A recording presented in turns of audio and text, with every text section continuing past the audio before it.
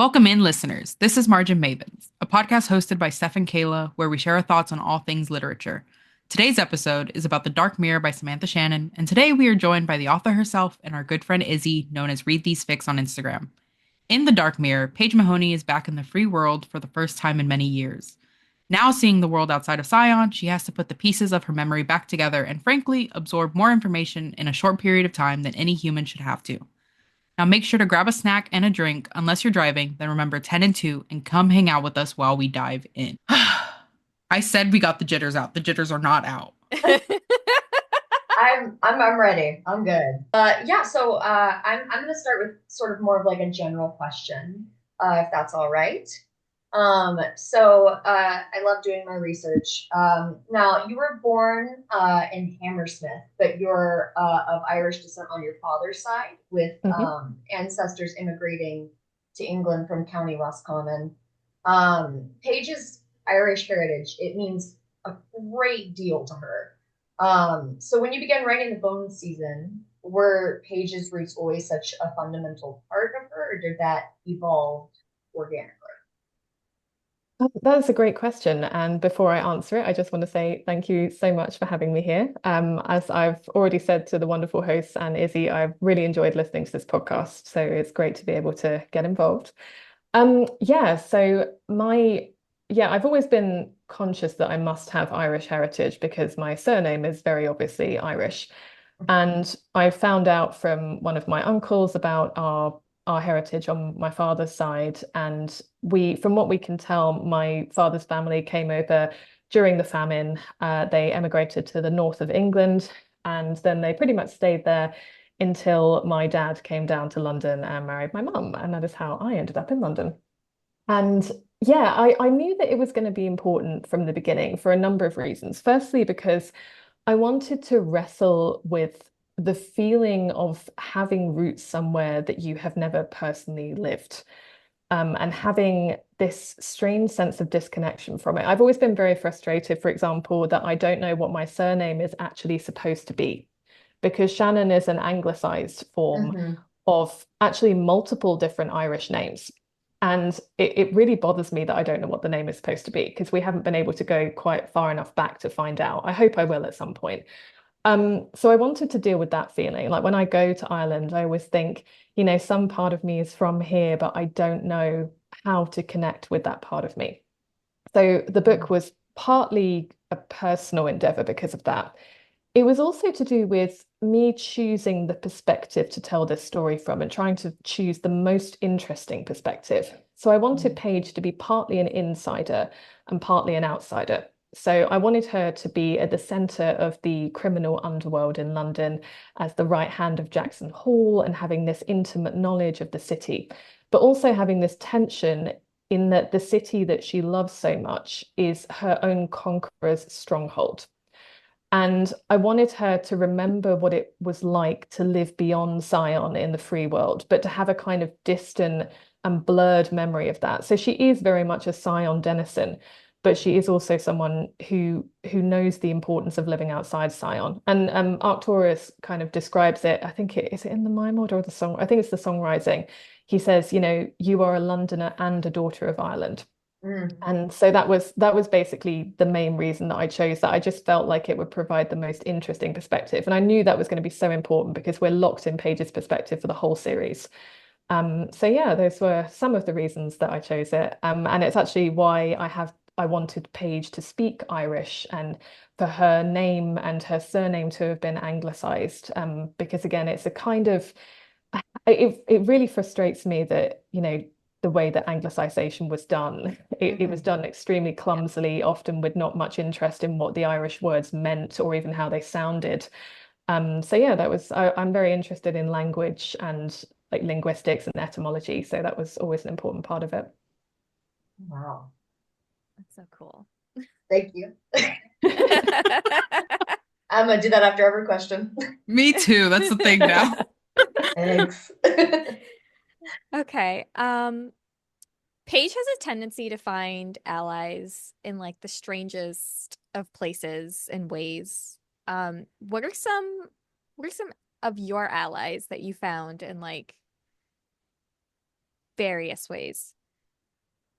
Oh, what a lovely question. Yeah, that big, because I think my favorite moment of Paige finding an ally is when she falls through a hole in the wall and accidentally Yes. finds the leader of the Edinburgh Clairvoyants. It's just very Paige for her to just crash through a wall and find something useful. Yeah. Um, Allies, let me think about that question.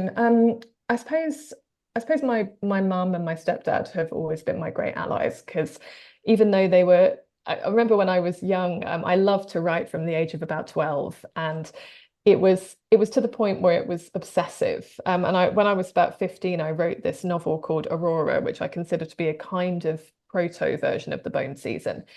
And I remember like I used to love writing so much that after I was supposed to have gone to bed, I would keep typing like basically all night, and then I would have to go to school the next morning, which wasn't particularly healthy. So my stepdad and my mum would basically confiscate my keyboard during the night. But then I found out that there is an accessibility keyboard on most computers where you can use the Yes. mouse.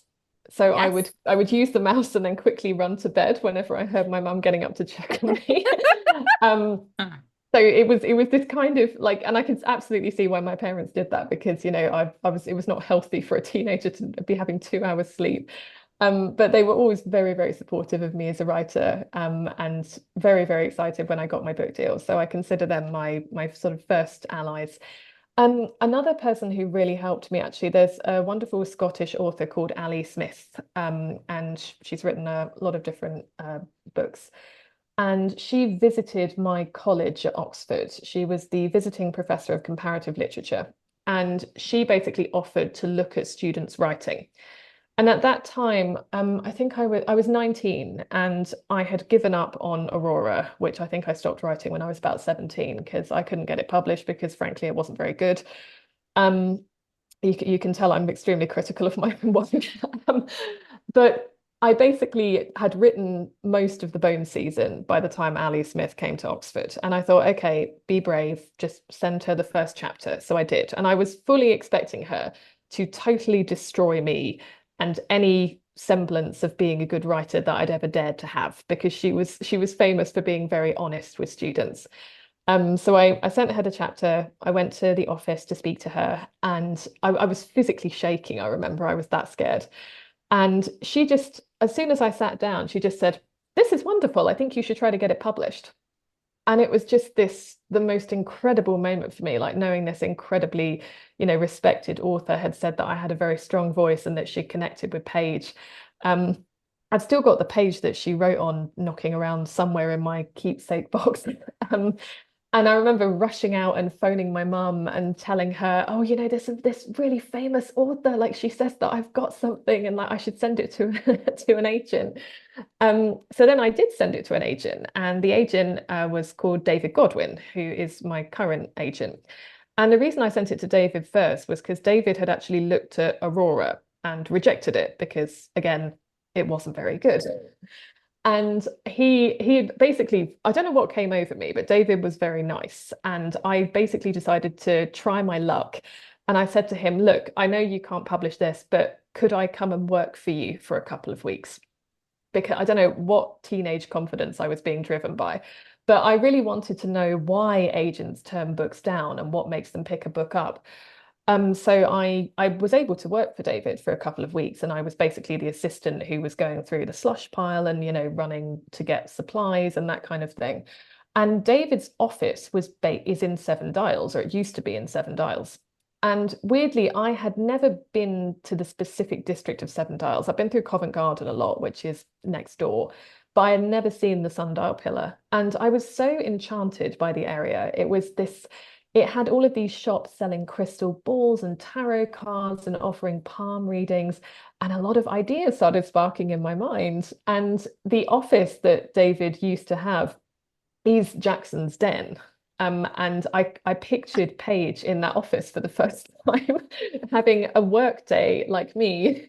And if you read The Pale Dreamer, the prequel novella, which I think you all have, that is basically just me writing about my internship through a fantasy lens. Although I should add that David was a lovely boss, unlike Jackson. So I consider David as well one of my early allies, because I didn't actually expect David to represent the Bone season, because he didn't do fantasy fiction at all. He did sort of literary Man Booker Prize winning kind of stuff. And I sent it to him and I said, look, I don't expect you to represent this, but can you tell me an agent perhaps who might be looking for something like this? And I had the shock of my life when he offered to represent it. And Sebastian, who is David's son, he was the first one to read it. And so I'm still with them, more than 10 years later. So your agent should be your greatest ally in the industry. And Yes. David is truly wonderful. And I feel like we had this kind of special relationship because of me having been his intern as well, and him having introduced me to Seven Dials, which, I might not have ever had that moment of connection with it otherwise.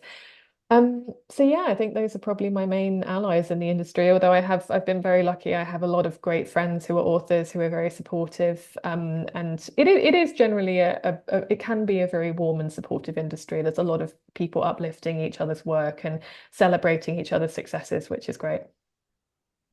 Amazing. I did not expect that lore drop. I'm Yeah, very that was excited good. about That was good. Lore drop Sorry, for real. I'm very talkative once you get me going. Thriving, We loving it. we knew that. We've seen your books. Yeah. Speaking about that kind of the writing process and how you've been writing for so long, what does like planning a book or a series look like for you? Do you kind of just go into it blind? Do you really take a lot of time to figure out the like plot points first? What's that look like? With the kind of series I write, I definitely do have to do a lot of advanced planning.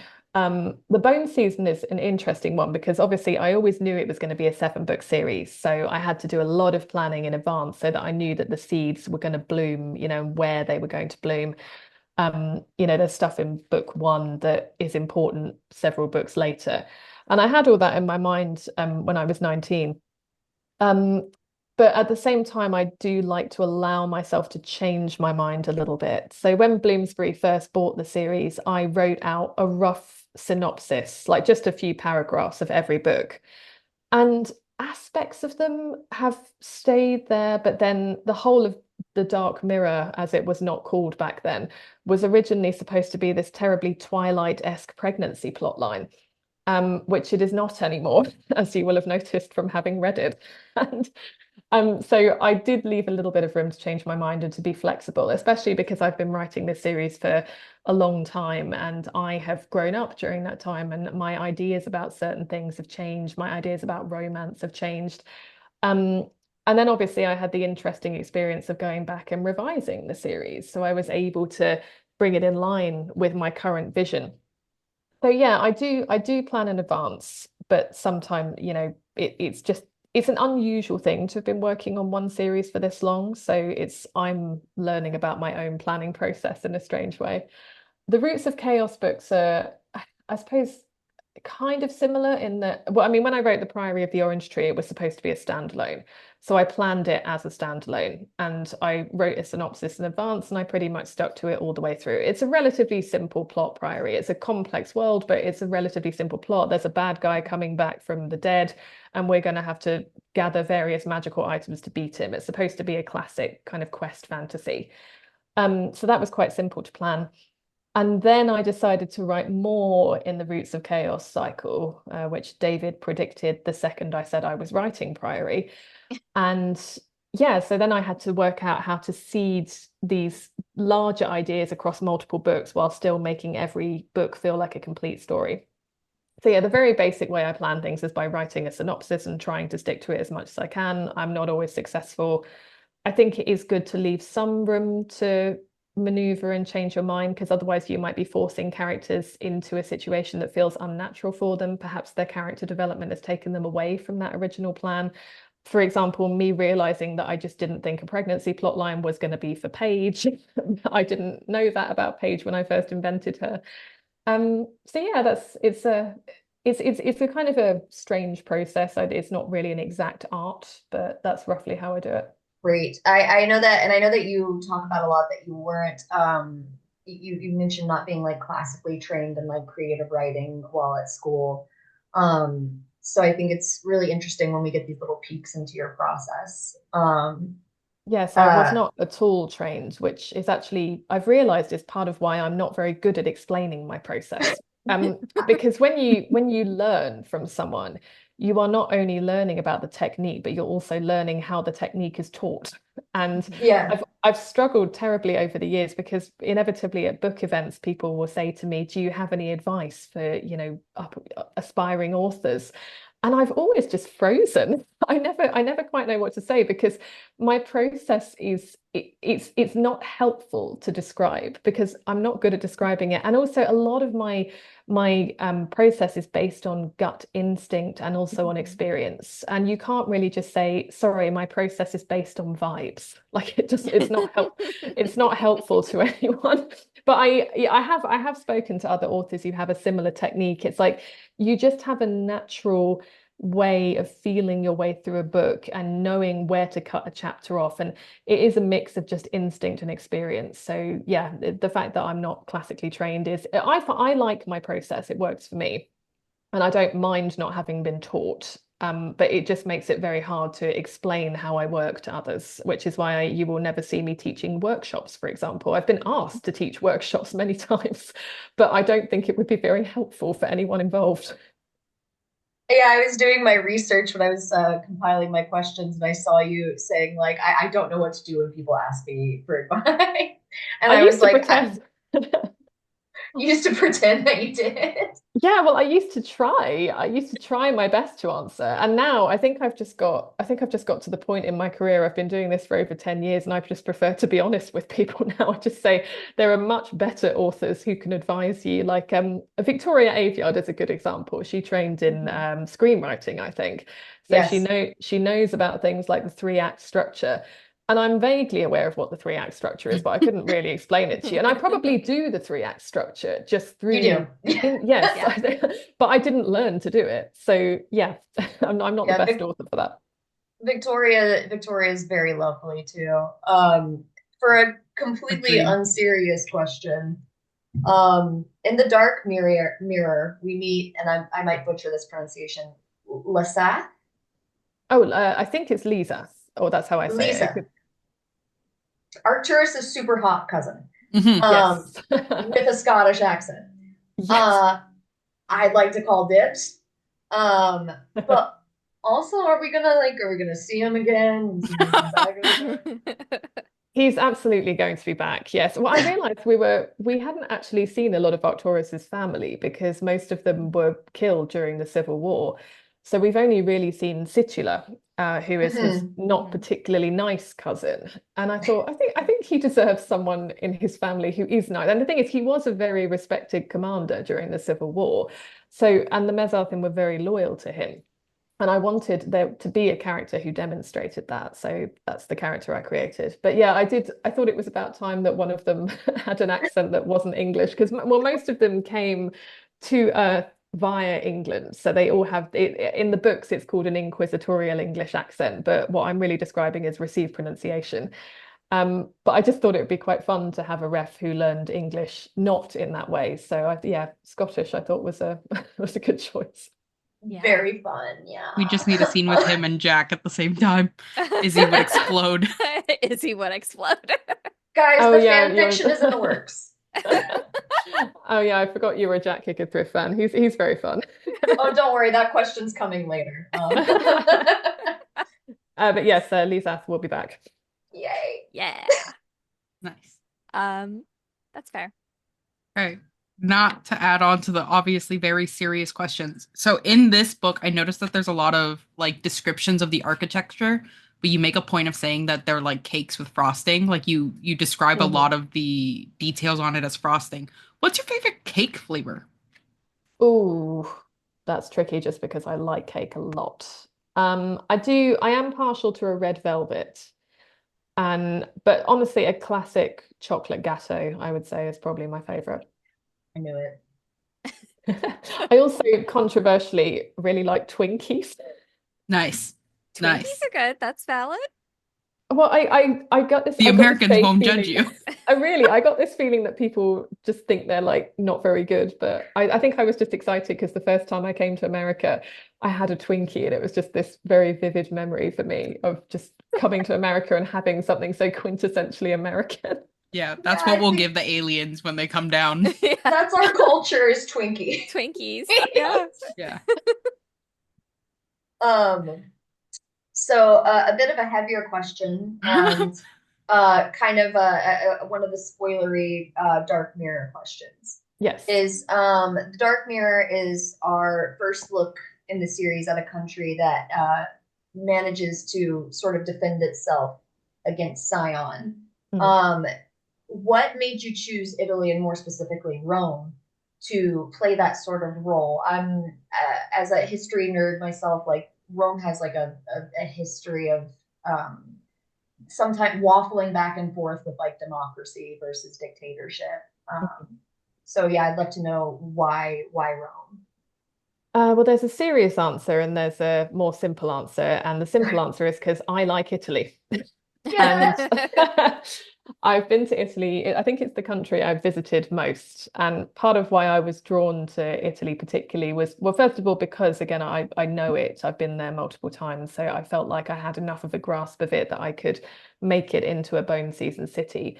Venice, I felt, was particularly bone seasoning quality. When I was walking around Venice and at night, the streets of Venice, I just find very eerie and they're very, very dark and still and silent. And strangely, you don't feel unsafe, but No. it feels like you should feel unsafe. And I kind of love that about it. Also, because it's obviously a city that is surrounded and pierced by water, that made sense for Paige's fear of water and her beginning to overcome that in this book.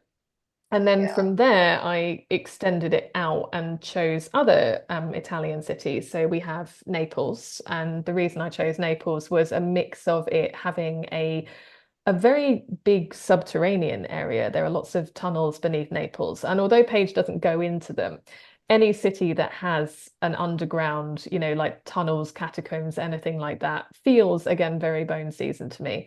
Mhm. Um, I liked that Naples has this very chaotic feel to it. I remember when I arrived there, I just felt like I had been punched in the face just by by the city. I can't explain it. I used this in Paige's description of it. I think she said something like she felt like she'd been hit by a fist smothered in paint.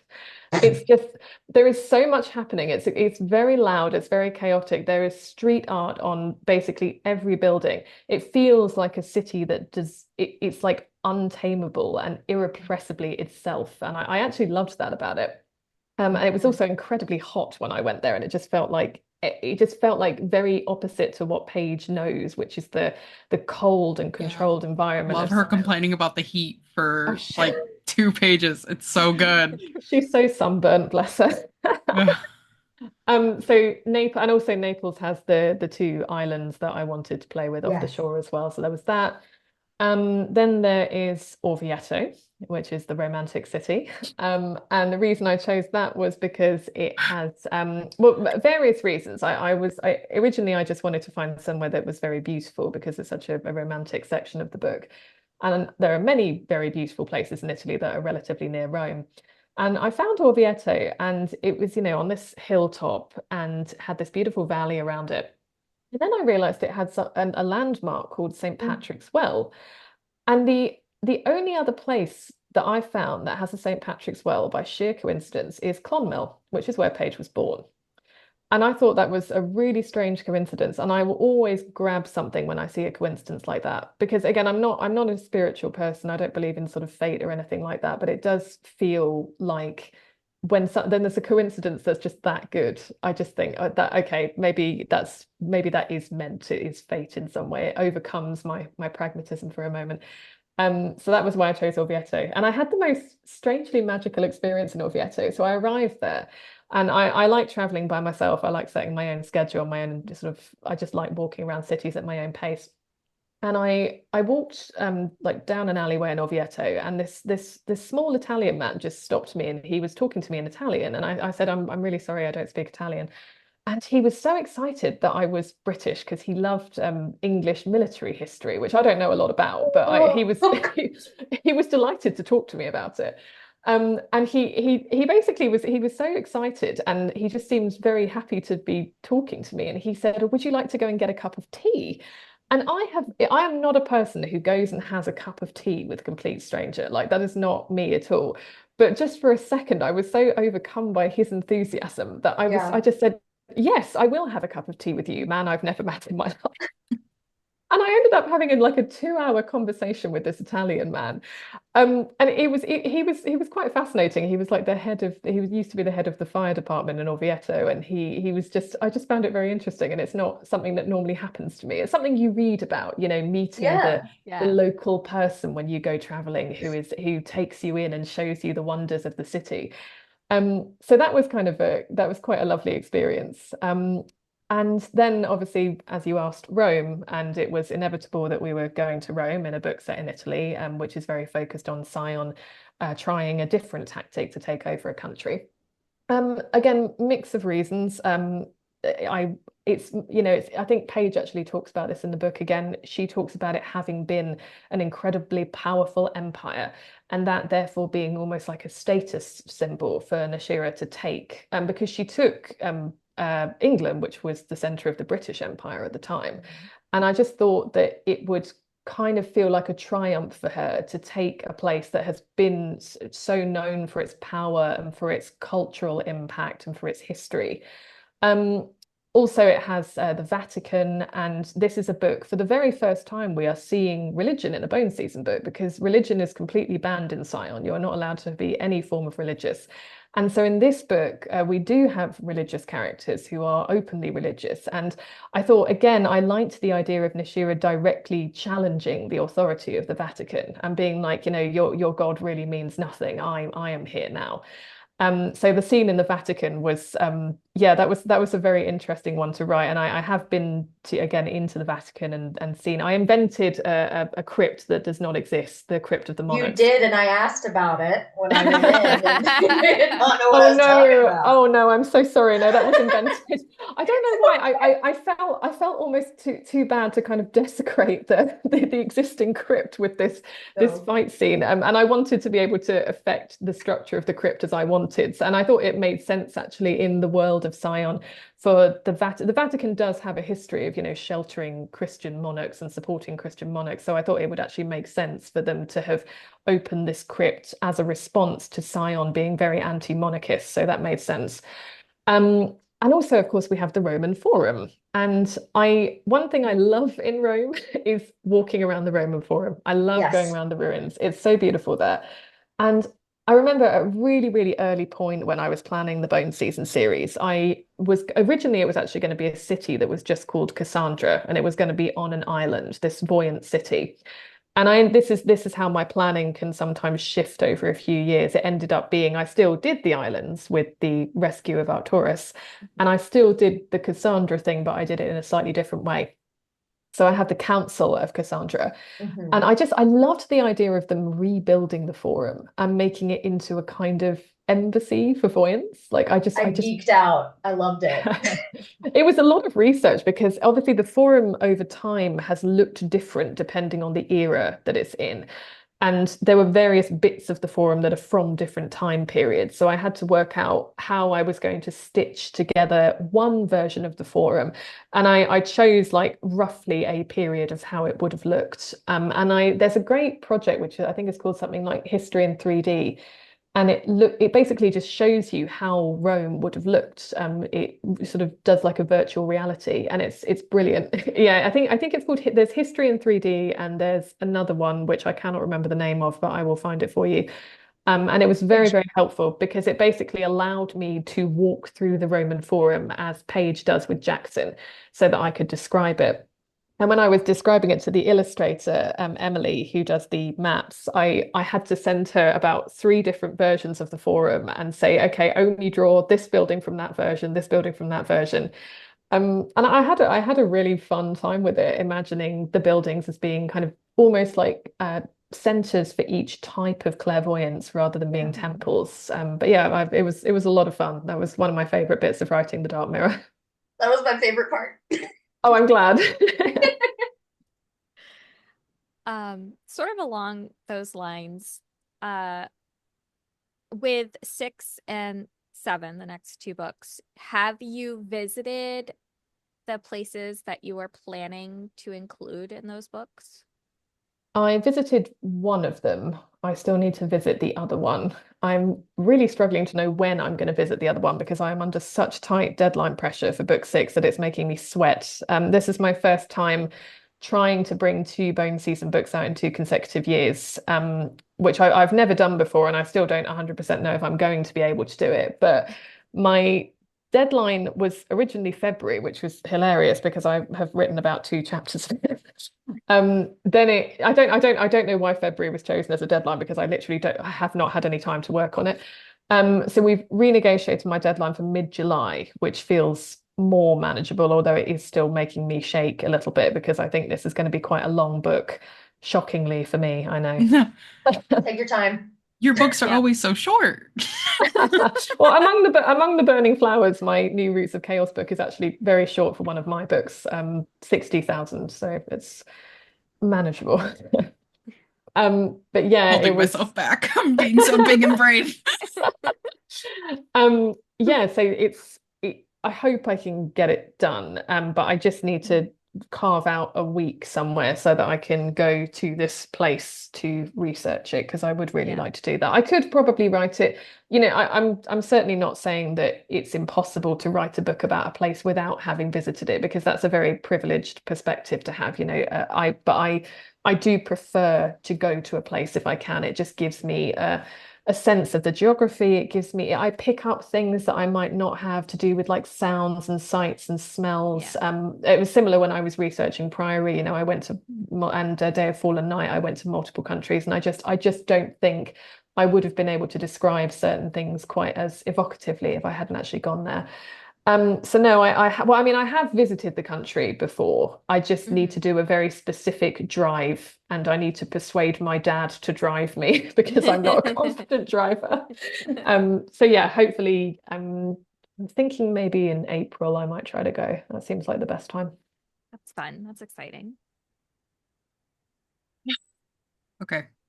So, one of my favorite things about the last few books is your very consistent portrayal of Paige's PTSD from everything that she's gone through. I think a lot of authors will have the characters go through something traumatic. They'll show the kind of aftermath or the ripple effects of it, but then it kind of gets like forgotten as it gets swept away into the rest of the plot. Mm. And I do really enjoy that it's been consistent with Paige, with her fear of water and her thing with touch and everything like that.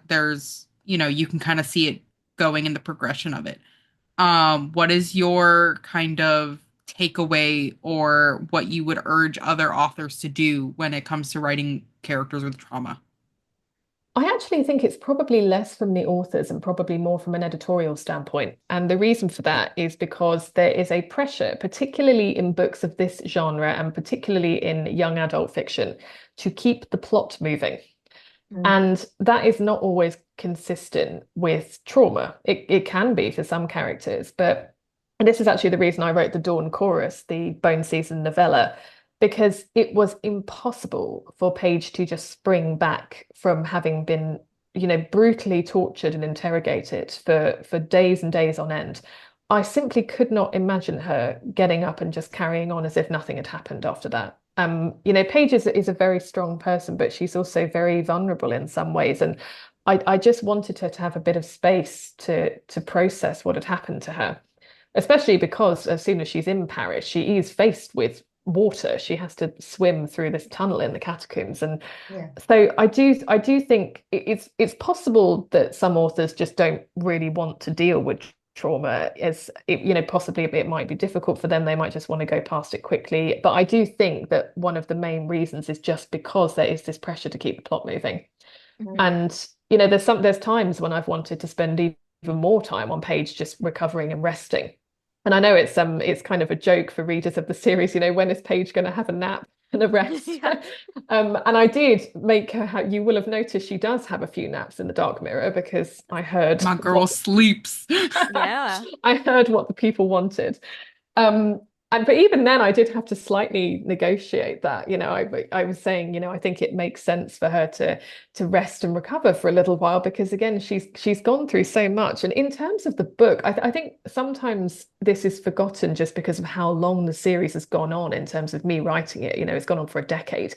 But in the book timeline, it's only been a year since Yeah. Paige was arrested, and she's also very young. So I just really wanted her to be able to deal with I just to have a little bit of space. And also with the Dawn Chorus, I wanted to show how Arcturus responds to her trauma. And I really wanted him to be like this very supportive friend to her in that time, like separate from his being the love interest. What a man. Because he is, I love him so, so much.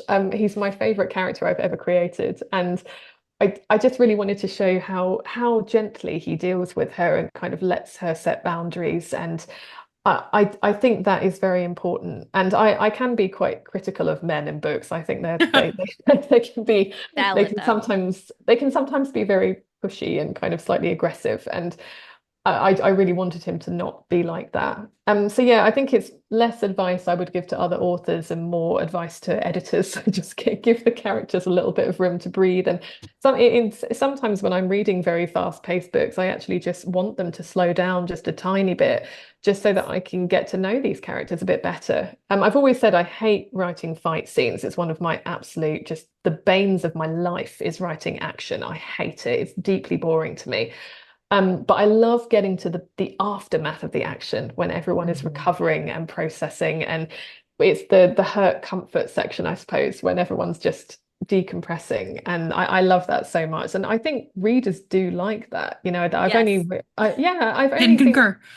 yeah, I've only ever seen positive reactions to the Dawn Chorus, and I did place it separately from the main series just so that it was taken away from that pressure to just keep steamrolling through events. But yeah, I do think that readers like that, and it's an important part of character development. And if I don't care about the characters and I don't know the characters, and I'm not going to really care if they're going through some exciting fight scene because I'm not invested in them. Mhm. Yeah, but I mean, we all read for different reasons, but that would just be my advice to editors. And actually, as an extension of this point, the Orvieto scenes in The Dark Mirror, the Orvieto scenes, I was really worried I was going to have to fight for those because they are slightly weird pacing wise, and I was aware of that because Pish I know. posh.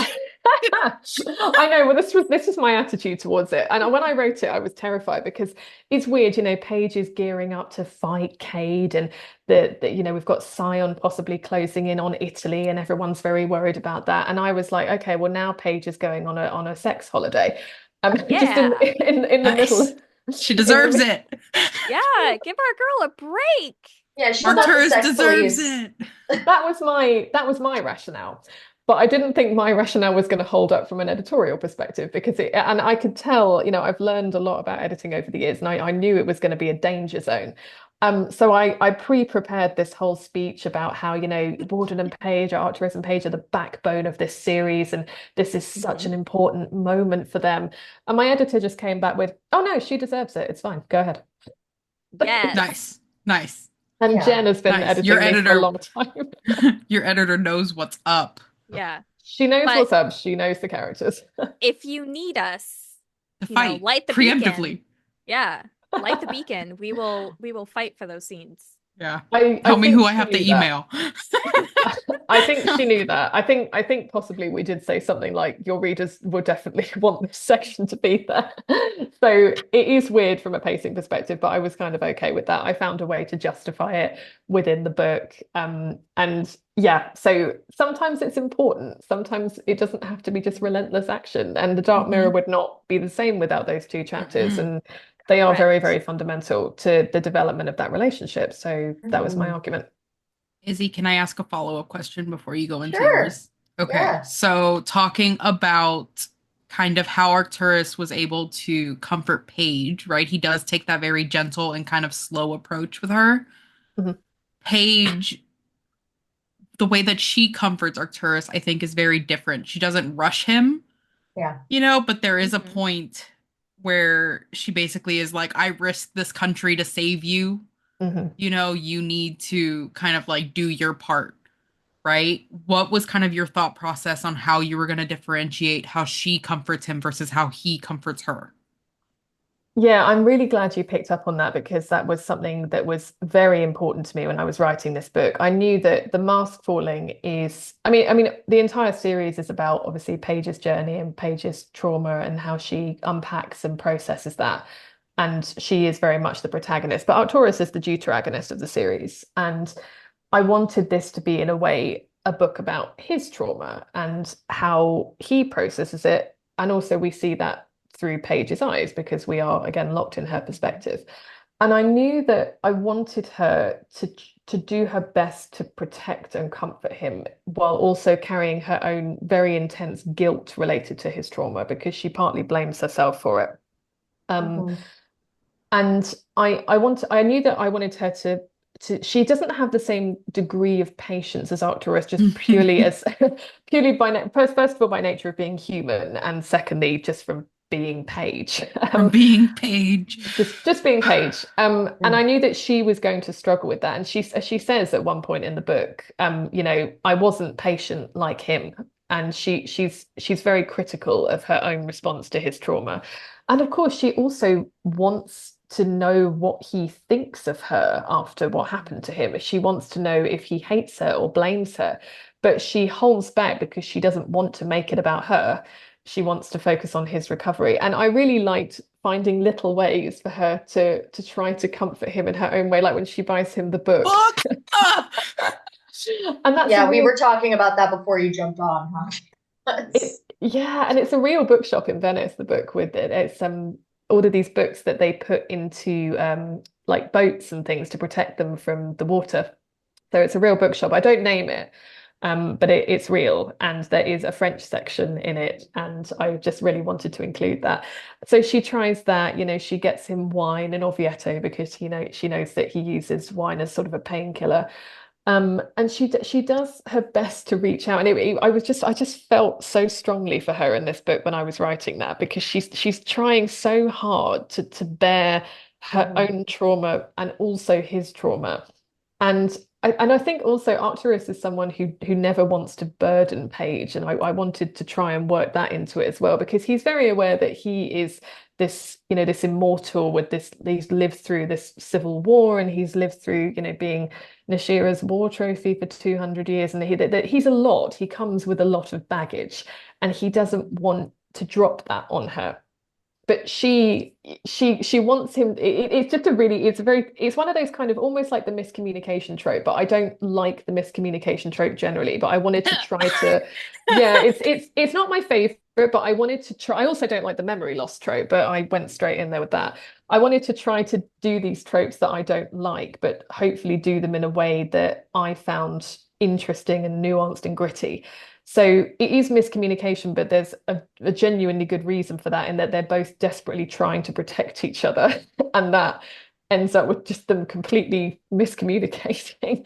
Yeah. Mm. Um, but yeah, I'm glad that you noticed those differences I because I, mean, so I'm a big romance girly, right? Anybody who's listened to the podcast knows that I love me a Yeah. good romance. Mhm. So one of my all-time favorite scenes in this book is when he finally like lets down the block Mm. that he had on the cord, and she's Yes. immediately like, "Oh my God, this man loves me."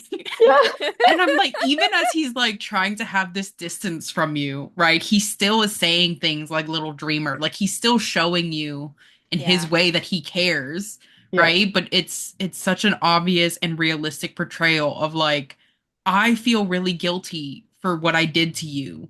So obviously you also have to hate me because I Mhm. am still very upset at myself for what I did. Yeah. Yeah. And so I love their conversation when he's like, wait a second, do you think Yeah. I blame you? Yeah. And she does think that. She And she's does. like, wait, Um, you don't?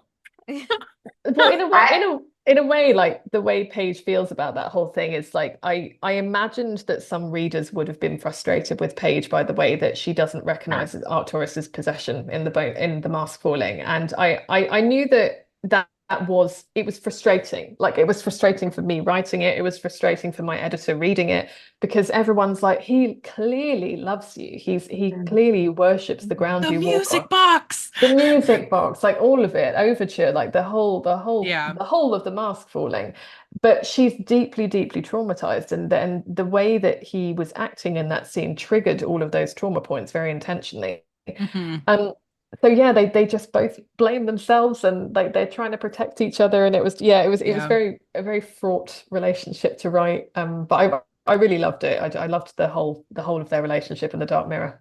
Yeah. The Do you want whole, to? Oh, no, I was just gonna say the whole Oviedo like section in my head, I was just hearing the like, what a man, what a man. yeah.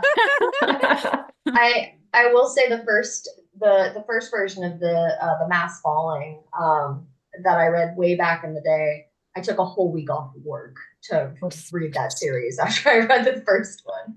I love Um, that. they weren't meant to be binged that quickly. Um, but I remember I was like very frustrated. I was like, what a long con this man went into to paint a music box just to trick you. And The I don't entire know. time he's like, I hate this lady. I was like, Paige, this is an incredible con. Come on. I know. But I don't know what you put in what I'm calling Samantha's version, the mass falling. Mm. Um, that made it. I was like, no, I get it. You're paranoid. You have too much to worry about. You have like the weight of a whole rebellion on you. Like, I get it. I But might not have my even that. doubts. Like, she's 19. She's 19. Mhm. I was a Yeah. dumbass when I was 19. Yes.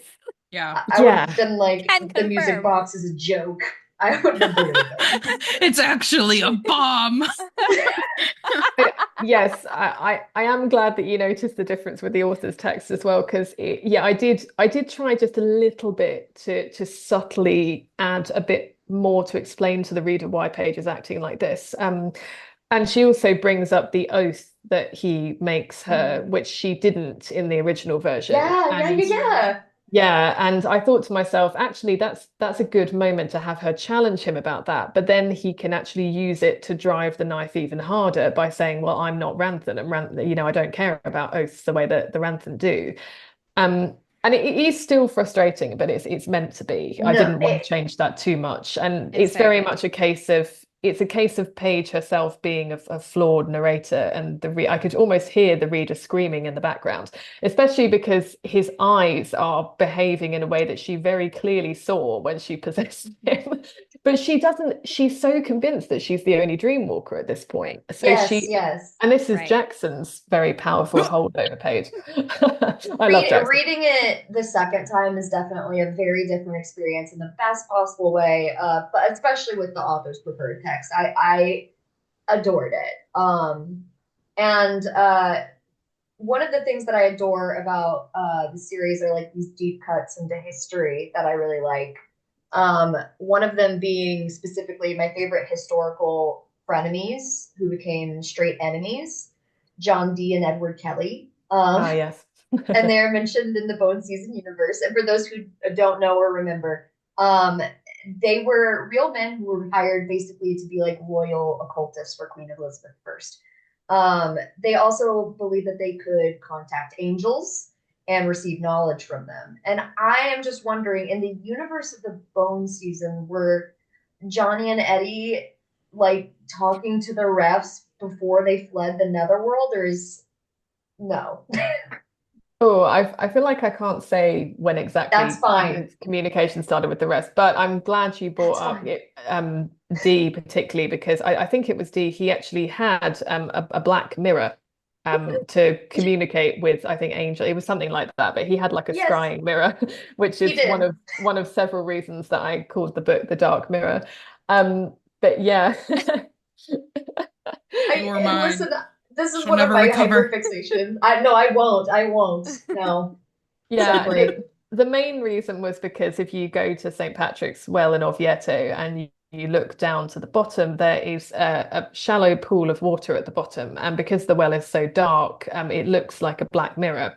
You can Mm. see the light coming in from the top. And I just, as soon as I saw that, I thought, oh no, that's perfect. You know, the black mirror being water and Paige fearing water, but also Paige and Arcturus reconnecting on this bridge that crosses the water. And it's such a beautiful structure, St. Patrick's Well, because there's two separate staircases that never touch each other except on this bridge. And I was like, oh, what a lovely metaphor for them. I'm so mad I didn't get to go to Orvieto when I went to Rome. I had to choose between Venice and Orvieto, and I don't know how much longer Venice is going to be there, so I Oh had to no, go. go. Yeah, absolutely do Venice. But yeah, if you ever get a chance to go to Orvieto, it's one of those really underrated jewels in Italy. Like I don't know a lot of people who've been there who have been to Italy, and it's just so stunning. I had the most wonderful time there. I actually wrote a little bonus chapter for the Dark Mirror for Waterstones, and it was just very fun. Like it's got like a cute sunset picnic and Arcturus talking to a cat, which I found quite funny. Yeah, I saw the synopsis, and I ordered Immediately it put in cart. immediately. Yeah. Well, like it was the description of that chapter, and I mean this in the with the highest praise because I myself write fan fiction. I was like, this is the most fan fictiony bonus chapter.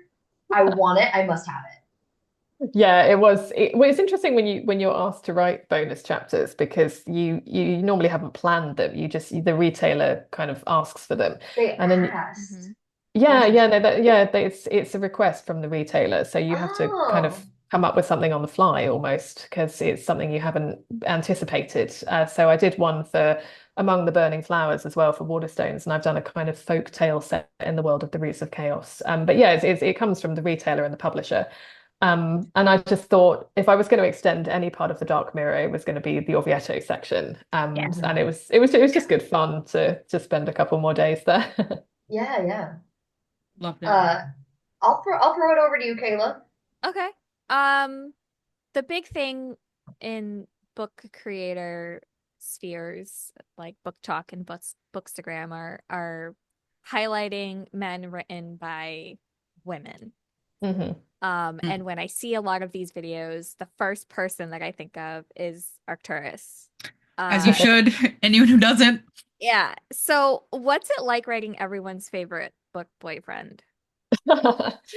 I'm glad that he's being appreciated because it's been quite a journey to get Arcturus to the point where he is at. So Arcturus was originally a character in my novel Aurora that I mentioned that I wrote when I was 15. And when I was 15, I had quite different ideas about what was romantic, let us say. My diaries from that time are terribly disturbing, actually. It's like all stuff about, I want a jealous, possessive boyfriend with just who's always just obsessed with me. And I think I had absorbed certain problematic ideas about what was romantic. And I'm not saying you can't read about that sort of thing. There's a time and a place for it. Yeah. But it wasn't who I ended up wanting Warden to be. So my dad found the manuscript of Aurora quite recently. And I might just post some scenes from it because it is absolutely riotously funny. If you imagine a version of Warden who looks basically identical to how he looks in the Bone season, but he's absolutely just furiously angry all the time for no reason. He's like he's just so enraged constantly, and he's always growling and snarling like a wolf. It's really weird because you can see the blueprint of the character, but he's just totally different. Um, and I hated him, and I thought that probably modern Warden would absolutely hate him as well.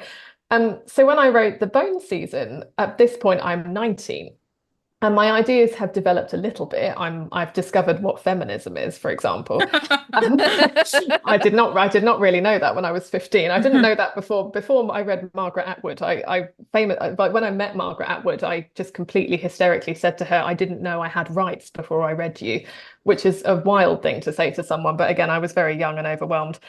Um, so by the time I got to the Bone season, Borden had improved, but even when I went back on the author's preferred text, there were moments where I just was like, he doesn't need to be this unkind and cold towards her. Like even with the context that he has, I mean, there's a couple of moments where he kind of grabs her by the chin, like kind of to force her to look up at him. And I clearly thought that was very sexy back in the day, but actually reading in my 30s, I was thinking, get your hand off her. Get your hand. Yeah. How dare you? How dare you Yeah. just and it doesn't make Yeah. sense for him as a ref because they have this real taboo against touching humans. And it had to be really that the first moment he kind of touches her face intimately like that had to be in the Guildhall. He obviously does these bridal carries constantly throughout the book where he's lifting her where she can't kind of pick herself up. Mhm. But yeah, there were just moments like that that I just didn't like, and I didn't think that was Warden. It wasn't who he was. He's a very gentle person. I wanted him to feel more from the beginning, more like the Warden we see in The Mask Falling, who is, Yeah. post-dawn chorus Warden. And for me, that is who he really is when he is away from the Rantham, when he's away from Oxford. Intentionally that was supposed to show who he was, but I just wanted to take away all of that kind of unnecessary, not exactly aggression. There was just something I didn't like about the way he was acting. I mean, he also feeds on her aura randomly during the scene with Seb in the original version. And I was thinking he doesn't need to do that. Like he just does not need to feed on her aura in that moment. And I could have, made up a justification for it, like, oh, he was trying to distract her or something like that. But no, I was like, no, he shouldn't be doing that. That's going. Mhm. Um, Yeah. so yeah, I just wanted him to feel from the beginning more like the version of Warden that we know and love. So that was very important to me, and it is probably if I was going to choose one reason why I did the author's preferred text, it was to fundamentally just smooth out that relationship between Arcturus and Paige because I just didn't love how it was. Um, and yeah, it was important to me writing it that he did feel gentle. I think sometimes there is especially in some of the romance novels I've personally read, or actually not romance, kind of more romantasy, there's quite a focus on men that when they are passionate, there's a lot of kind of snarling and growling Right. and kind of there's this very slight underlying sense of aggression. And again, it's completely up to readers' personal taste. I don't judge anyone for reading that. But I wanted to have a character who wasn't like that and who was more what I find romantic, which is Yeah. kind of more gentle and more intimate and passion expressed in a quieter way, I suppose. So that Yes. was kind of how I designed him, and I think it makes sense for him as well because he is much physically stronger than Paige. I don't know. It just felt more like him, I think, to navigate the relationship in a more gentle way with her. So part of the reason that Warden is the way he is, that he's kind of very caring and gentle, and perhaps even perhaps doesn't always strike us as being like he's very in tune with his emotions, which is not always considered a very masculine thing. He doesn't really show it, but he is deeply, deeply in tune with Paige on an emotional level. And one of the interesting challenges of writing their relationship is that I was trying to write about an MF relationship in the context of the man not having been raised in a patriarchy and also Paige not having been raised in a patriarchy. Mhm. So, but neither of them have any concept really of misogyny. Warden knows about the existence of misogyny because he first arrived on Earth during the Victorian era, and he was immediately confronted by an all-male, Victorian government. Yeah. And I imagine that they initially all of them did not necessarily warm to Nashira because she's female presenting. And he was horrified by it, and all of the refs are genuinely disgusted by misogyny and by patriarchy. And I was very, very drawn to trying to create a relationship that genuinely felt based on equality and just this total absence of patriarchy. And that was hard for me because I have obviously been raised in a patriarchy. So that's part of why Warden is the way he is. It's me trying to divorce him from, Mhm. I suppose, traditional masculinity. And Sure. he does sometimes seem stoic, like men traditionally think of themselves as being supposed to be. He doesn't express his emotions in the same way as humans do. So you have to look much harder for them. But yeah, that's just a little more context to what Warden is like as a character and what I tried to bring into the author's preferred text, I suppose. Gotcha. Brava. Wow. I've A got man. no, yeah, I've got no gripes about Warden, and I normally at least have one about Can, men characters. yes, can confirm. Um, but yeah, I really love Warden and just the way that he, even when he is trying to not really like distance, but he's trying to not be so obvious in his brain, right, about how he feels about Paige, he still can't help the behaviors. You know, there's a Yeah. specific point in the in the Dark Mirror where she like wakes up in the middle of the night and she has like a blanket on her. And I'm Yeah. like, bro, if you don't talk to this man, right? He's very sweet. That's just it. I just wanted him to be this kind of gentle giant who had this very soft. Hmm.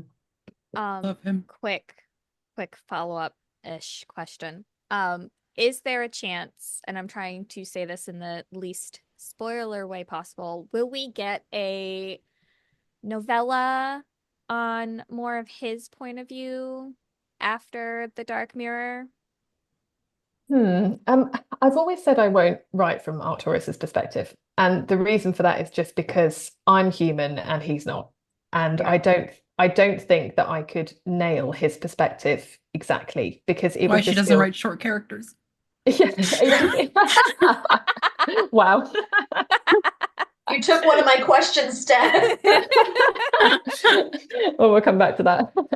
But yeah, it's I just feel like it would take away, I think, firstly some of his mystery. A lot of Yeah, his character is based around his enigma and trying to work out who he is and what his goals are. And I think that being in his head would just take that away. Actually, Aurora did have Warden's perspective in it, which again is slightly hilarious because it's very intense very quickly in Aurora. Like he's met this version of Paige like a week ago, and he's saying things like, "Let the universe try to tear us asunder." And I'm like, "Sir, we met last week." Um, Yeah. but yeah, it's having written from Warden's perspective, even with this different version of Warden, I just I can't imagine myself doing it in a way that would be actually that appealing to readers. I want him to feel slightly alien and slightly sure. like we don't understand That's him. fair. So I did, however, again, another bonus chapter I was asked to write. I have stepped outside Paige's perspective for the first time, and I actually wrote a brief chapter from.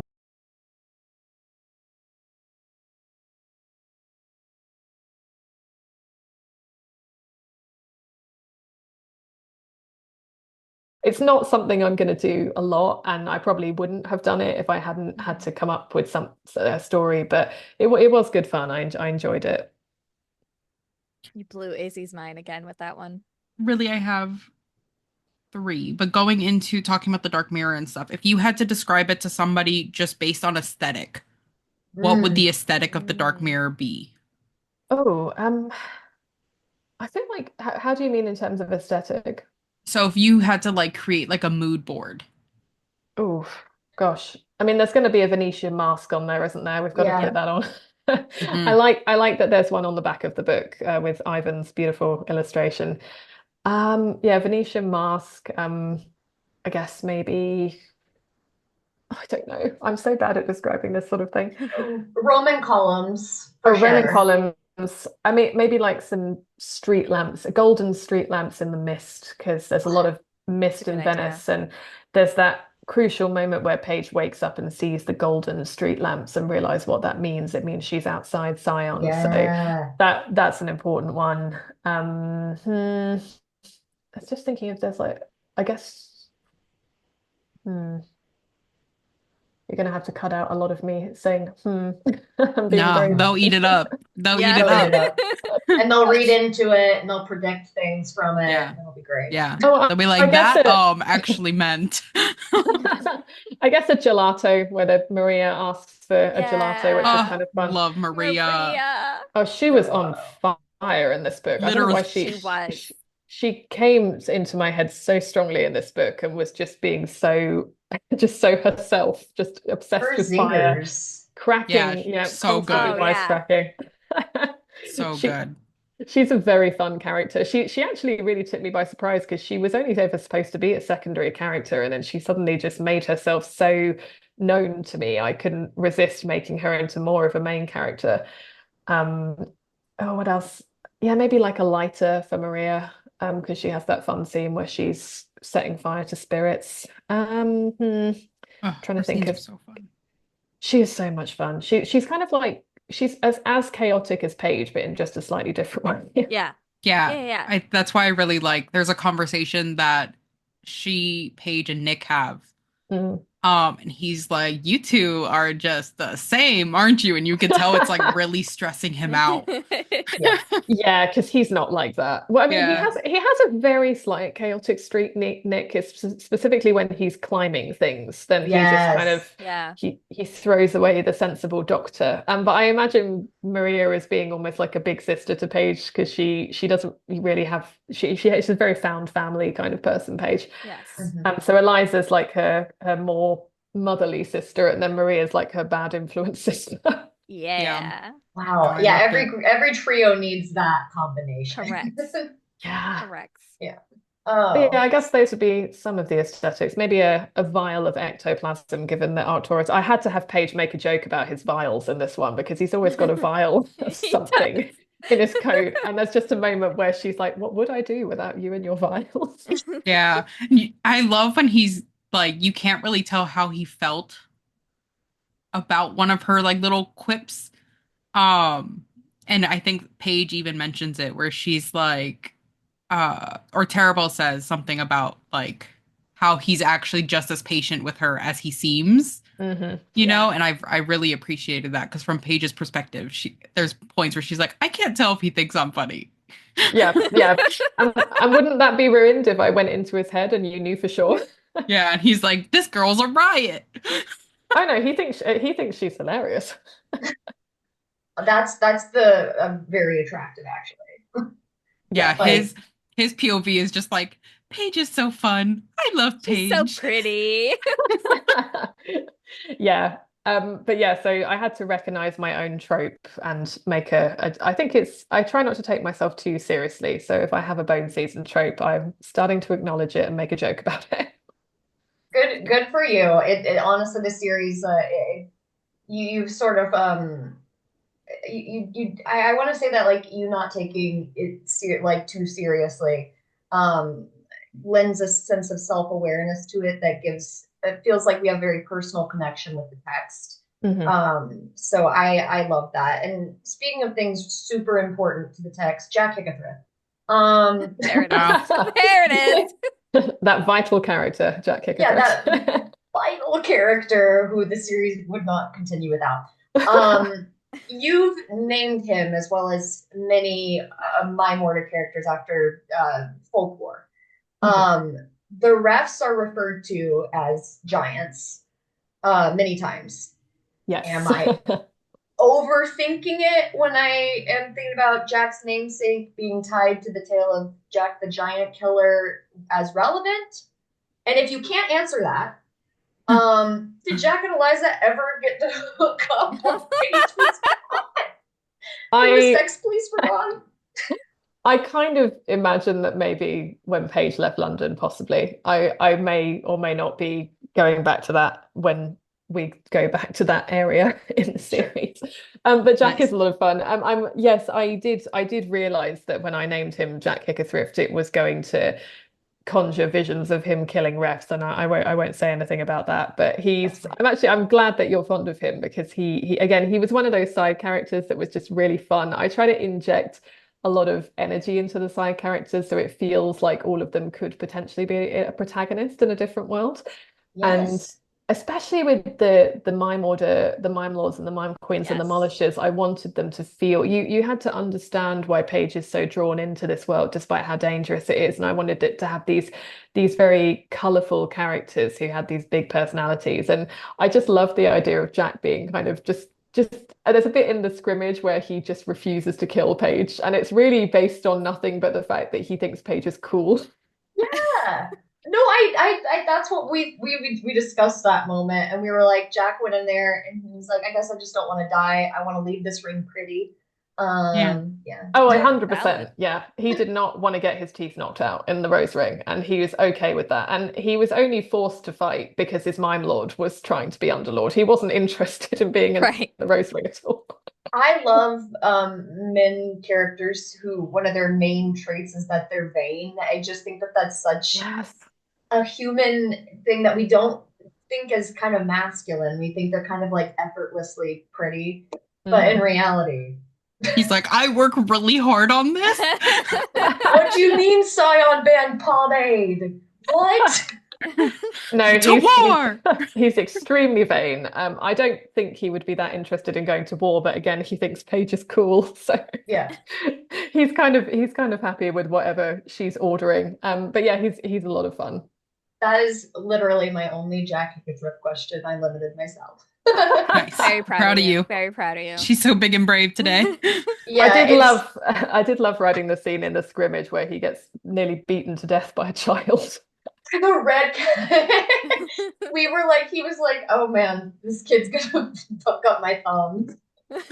Well, he didn't want to hit her back was the problem because Yeah. that's Redcap's power in the Rose Ring is that nobody wants to be seen like beating up a little girl, but she's got this Yeah. incredibly violent, frightening power.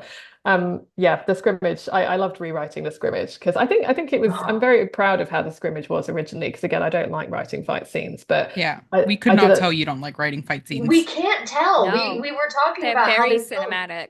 cinematic and concise at the same time. Like I feel like I'm never like, oh my God, when is this gonna be over? Right. Like I don't want it to end. I'm very relieved to hear that because I always want it to end. I hate Although writing action as well, I get it. I did have fun with the one in the Dark Mirror in Rome. I think just because it was so over the top to the point that it was Yes. almost campy, where they're just running around like the Vatican, like fighting monsters, Yes. and it's Yeah. just it became so ridiculous that I found it fun. As someone who works in entertainment, if that ever got adapted, the budget is gonna be insane. Yeah. Yeah, still probably smaller than the budget for Roots of Chaos. So I think the Yeah. That's true. Bone True. Season's more likely to get Yeah. made than Roots of Chaos. I don't think Roots of Yes. Chaos will ever get made, frankly. They can't let Oh, those dragons look bad. I'll be No. upset. Yeah. Yeah, well, I kept being told it was too expensive, but then they're making Fourth Wing, so now I'm thinking, is it too expensive and too gay? That's probably that might be it. Yeah. I'm a Yeah. little bit yeah. cynical about Hollywood Yeah. and that No, kind you're of That's not thing. fair being though. cynical. I live here. You're not being cynical. Hmm. Yeah. But yeah, Um, hope maybe Bone Season one day. Fingers crossed. Fingers crossed. All the fingers crossed. Yeah. Given that Paige is a scrappy little fighter, I saw that you have recently started playing Baldur's Gate 3, and I see Oh, Paige very much as like a barbarian. Like the rage kicks in and she feels nothing and she just dives headfirst into the battle. If you had to like pick her class, what would it be? Well, weirdly, my Tav looks a bit like Paige because I was just lacking imagination that day and I wanted to start the game and there were all these customization options and I just thought, oh my God, I'm just going to make her look like Paige. I don't care at this point. Um, and so she's actually a paladin, and that's because when I first played Baldur's Gate, which was purely because Tasha Suri, author of The Wonderful the Jasmine Throne, is so enthusiastic about Baldur's Gate. And also Jennifer English, who is the actor behind Shadowheart, had followed me on Instagram. And I guess like because Tasha had talked about it, and then when she followed me, I thought, oh, I have to play it now. Like this is again one of Yeah. those moments, and I'm really The having fun with signs. it so far. I actually have never really played D&D or anything turn-based before. I did play like one casual game of D&D, and it just descended into chaos very quickly. And I still don't really think I understand it, but I'm learning as I go. But yeah, I I feel don't like think anybody does. No. no, it's fun. I'm muddling my way through it. I think yeah, she would be like is Lae'zel a fighter? Is that what she is? Yes. Yeah, She is Yes. a yeah, yeah. fighter. I Yes. feel like yeah, Paige would probably be either a fighter or a barbarian, even though technically she Ooh. probably should be a character with magic in inverted commas because of her Mm. gift. Hmm. Um, But yeah, she does have more of a fighter slash barbarian energy about her for sure. Yeah. She She is does. kind of like a glass cannon though, kind of like a Yeah. mage too. I see the magic thing you're talking about. Yeah, like Um, maybe a character that mixes both, like a paladin, like well, not really a paladin. I don't know. I don't know enough No, about like a D&D to have any paladin. business talking about Paladin it. is actually a great mix of fighter and magic. So yeah, I could see that too. Yeah, I uh, guess maybe. Okay, I'm playing her in the right class then. Nice. Steph, I actually have a question that ties into that if you don't mind if I do a Yeah. follow-up. Go Okay. for it. So you've mentioned a few times that you have an appreciation for gaming as a storytelling art. Oh yeah, huge. Um, I completely agree. And I think that with narrative heavy games like The Last of Us and Horizon Zero Dawn, that's especially true. Hmm. Um, Aside from Baldur's Gate, and I know Assassin's Creed Valhalla, Hmm. what video games feature some of your favorite storylines? Oh wow, that's a great question. Yeah, I should say that AC Valhalla nearly killed me because I got so far into that game and then Me too. I just got upgraded to a PS5 and somehow the data became corrupted during the transfer and I've lost basically my entire Valhalla file. But I would rather have lost that than my Odyssey file because that would have Oh, destroyed me. I've got Cassandra so high and I would have been very upset if I'd had to play all of that again. I would have lost my mind. I'm happy to play the Viking one again, but no, that would have that would have been very Odyssey up. is a bear. Odyssey is huge. It's huge, and like when you're on the lower levels, it just feels like the enemies are just damaged sponges. And I finally got Cassandra up to a power level now. But yeah, I love gaming. I don't talk about it a lot online because I feel like there is a degree of hostility towards female gamers. I don't know if you've Correct. seen that. I don't know if you've seen those awful videos on TikTok, but this girl like goes on, she plays like with the microphone on, and the kind of Hmm. abuse she gets is just so We shocking. live Yeah. that. We live that. Yeah, we live it. We all live it. Oh, you're Yeah. braver than me. I've never put my microphone on. I just, well, I won't do it. Like, I did it one time and they were like, you sound like someone's little brother. oh And I was like, wow. I'm not, I'm 30. And female. Like, No, I'm a 30 I year old like woman. bullying men on the internet. It's really Yeah. good. It's a good passion of Yeah. mine. oh, I love. I My mean, I guy love it friend. when. Sorry, go ahead, Izzy. No. You're good. I can't remember what I was going to say. You go. I was just Oh, gonna say my guy friends really fucked them up when they did that to me. Oh, really? I think it's incredibly brave of you to go on and do it, and I love it when women just absolutely just beat them in games and do that. I just think I would become so angry. Like I get very, very angry at that kind of Mhm. thing, and then I start. You can hear my voice shaking because I get that angry, and it's just I don't I'll think get on the that. mic for you. You can control the character. Oh, by all means. But yeah, I've played since I was really little. I remember my biological dad was always a huge gamer when I was a kid, and he would sit me on his lap while he was playing Tomb Raider. Nice. And it was Yeah. like Tomb Raider 2 and 3. And I just remember, I can so clearly remember, like, even down to the sounds of like Lara's pistols and Yes. locking the butler in the fridge and Yes. being terrified of the butler for some reason. So Got those were you. some of my like really formative memories and other games as well, like Half-Life and Oh, Quake, just all those like first person shooters. Bangers, guys. Yeah, Red God. Faction, which was a really like I don't think a lot of people know about Red Faction, or certainly not that I've met, but it's like a first person shooter about like a rebellion on Mars. It sounds very similar to Ooh. Red Rising, which I haven't read, but the My synopsis. husband has Red Faction. Yes. Yes, it's I loved it when I was young and you could like blast through walls and stuff like that. It was great fun. Story. I actually played a game recently called A Plague Tale, which Mm, has Oh. yeah, banger. it's a I adore it. beautiful Banger. story. And I think I connected with it very deeply because my brother and I, we have a 12-year age difference between us. I'm the older one. So Mhm. I helped raise Alfie from when he was really little. And so playing as Amicia and having to protect your little brother, it was Hmm. so emotionally resonant for me. And I just thought it was such a beautiful, beautiful game. I haven't quite finished it yet because I'm taking it very slowly because I don't want to finish it. And also like I've heard that the sequel is really sad and I'm scared to get to it. I think you'll appreciate it in particular.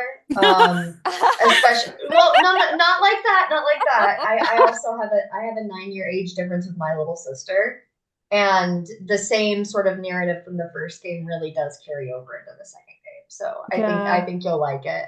Because I agree, I completely resonated in the same way.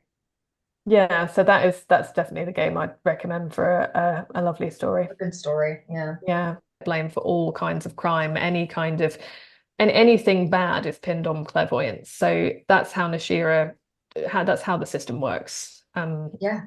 Yeah. Yeah. I love that. I mean, it's awful. It's awful, but I like the thought that would get Yeah. it, you know. The thought process is nice. You did great. Thanks.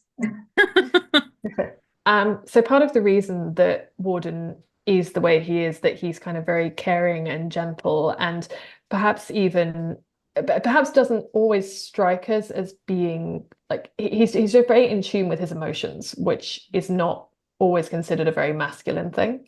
He doesn't really show it, but he is deeply, deeply in tune with Paige on an emotional level. And one of the interesting challenges of writing their relationship is that I was trying to write about a an MF relationship in the context of the man not having been raised in a patriarchy, and also Paige not having been raised in a patriarchy. Mhm. So, but neither of them have any concept really of misogyny.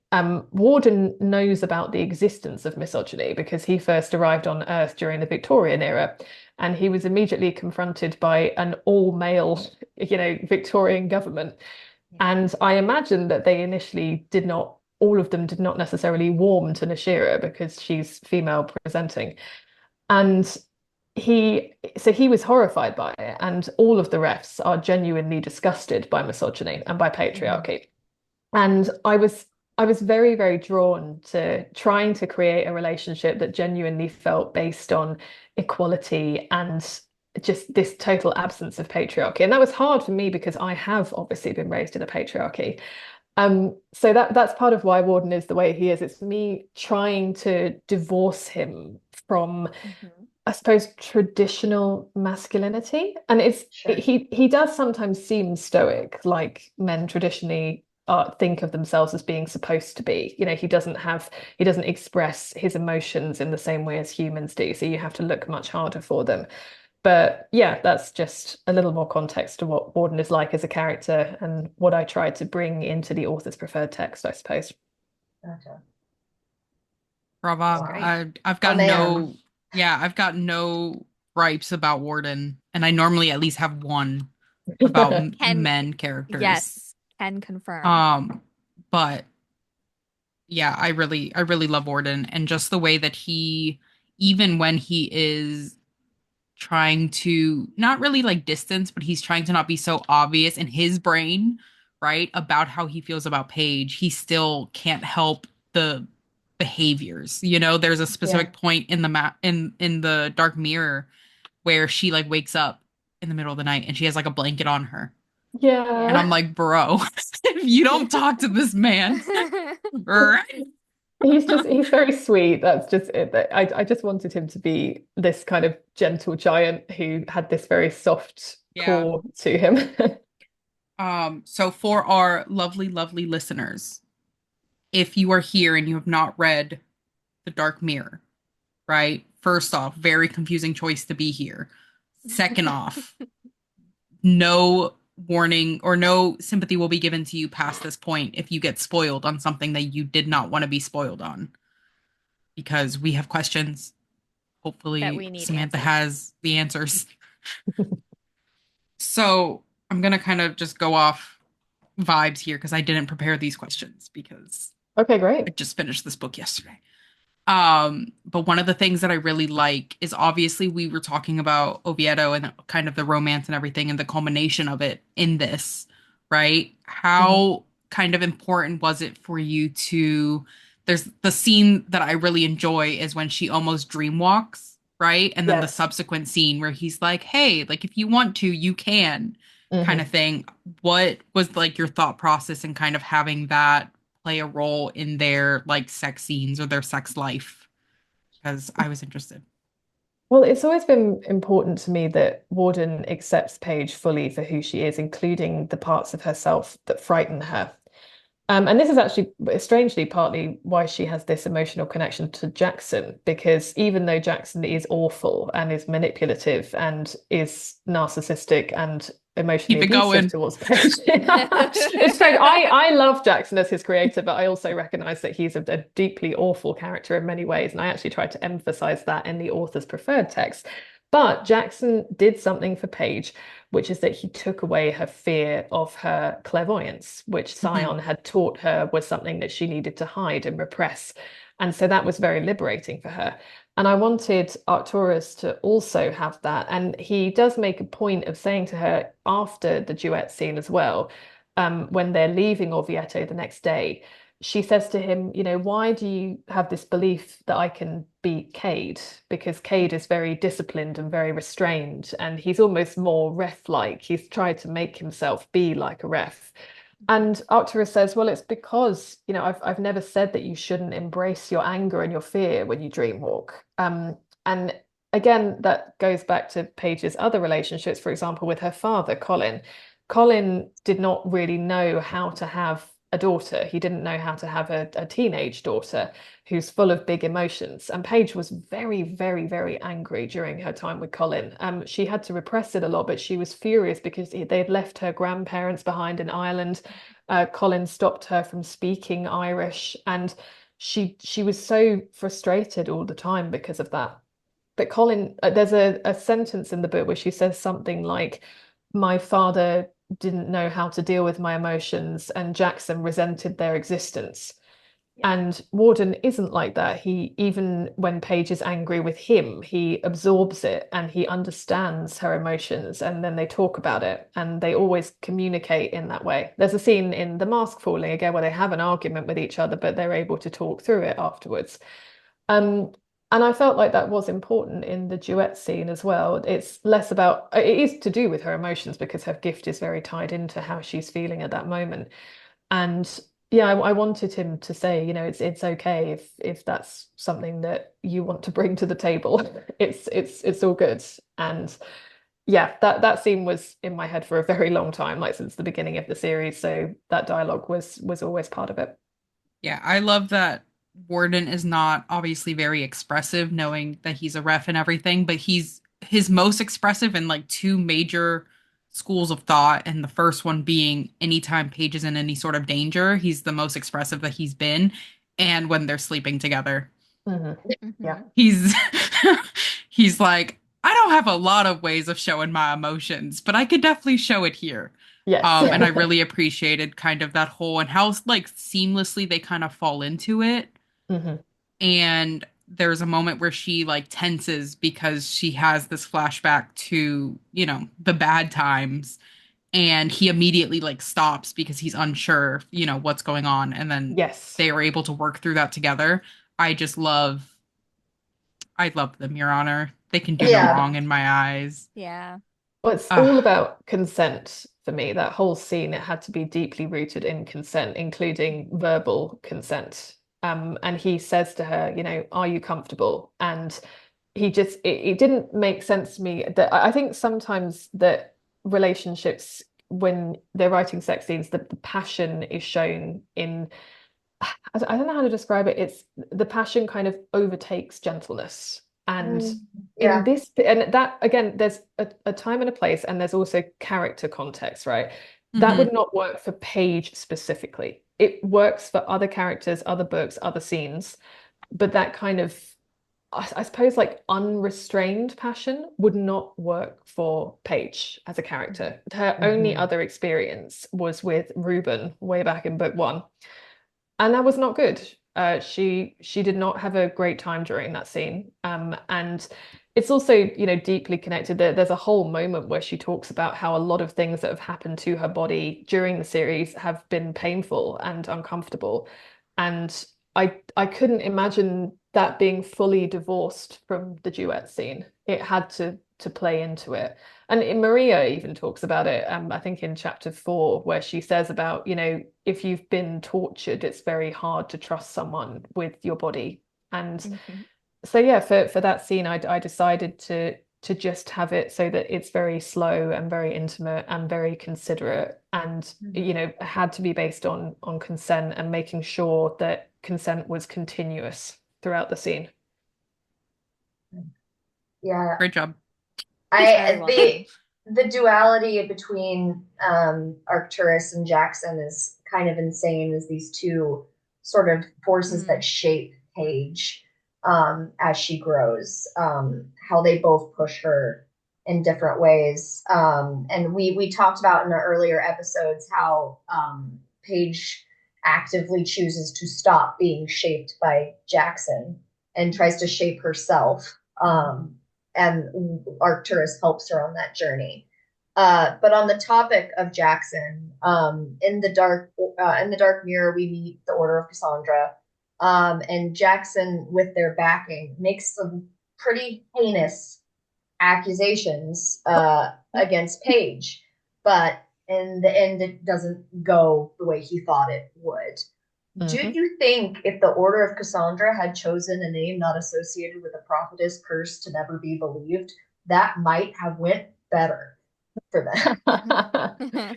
Yeah, I loved that whole scene because it was the culmination Great. of a few books, and Yeah. that's the really wonderful thing about having the privilege to write a series this long, which not all authors get, because publishers just they it's quite rare for someone to just be handed essentially a 7 book contract.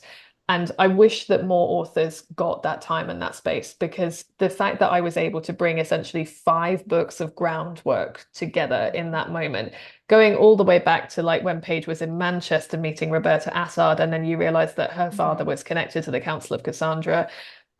Just all of that build up, and it was just such a wonderful, wonderful moment. And it's why I love working on the series so much, is just all of that convergence at the same time. Um, yeah, I loved all of those scenes with Jackson again, because my editor put a note in. It's the moment where you realize what exactly Jackson has done, and Paige has that horrifying penny dropping moment and Yes. understands that Jackson was the one who was responsible for her kidnap. And then he comes and talks to her in the jail cell afterwards and taunts her in his very Jackson way. And he's clearly loving it. Like, he's enjoying himself so much seeing Paige fall, because he's been waiting since book 2 when she stabbed him in the back to stab her back. And my editor put in the margin, she just put, "I hate that I'm supporting him." And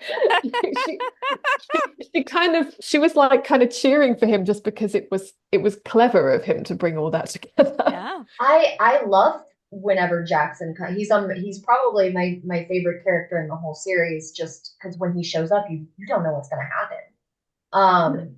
And Yeah, I and too was also cheering for him, because we've discussed this, all of us. We feel like Jackson sees something of like the first person he's ever considered kind of like a worthy adversary in Paige, Yes. because she's his like protege. So yes. I felt your enthusiasm for the scene in there. I felt the culmination of it all building up and just bursting. It was incredible. And I know Kayla had a similar reaction. Yeah. Yeah. Caught Yeah. live on 4K while I was streaming. Yeah. You can't hear me, but you But you can can see the hear, but words. you can hear her. Yeah, you can hear her.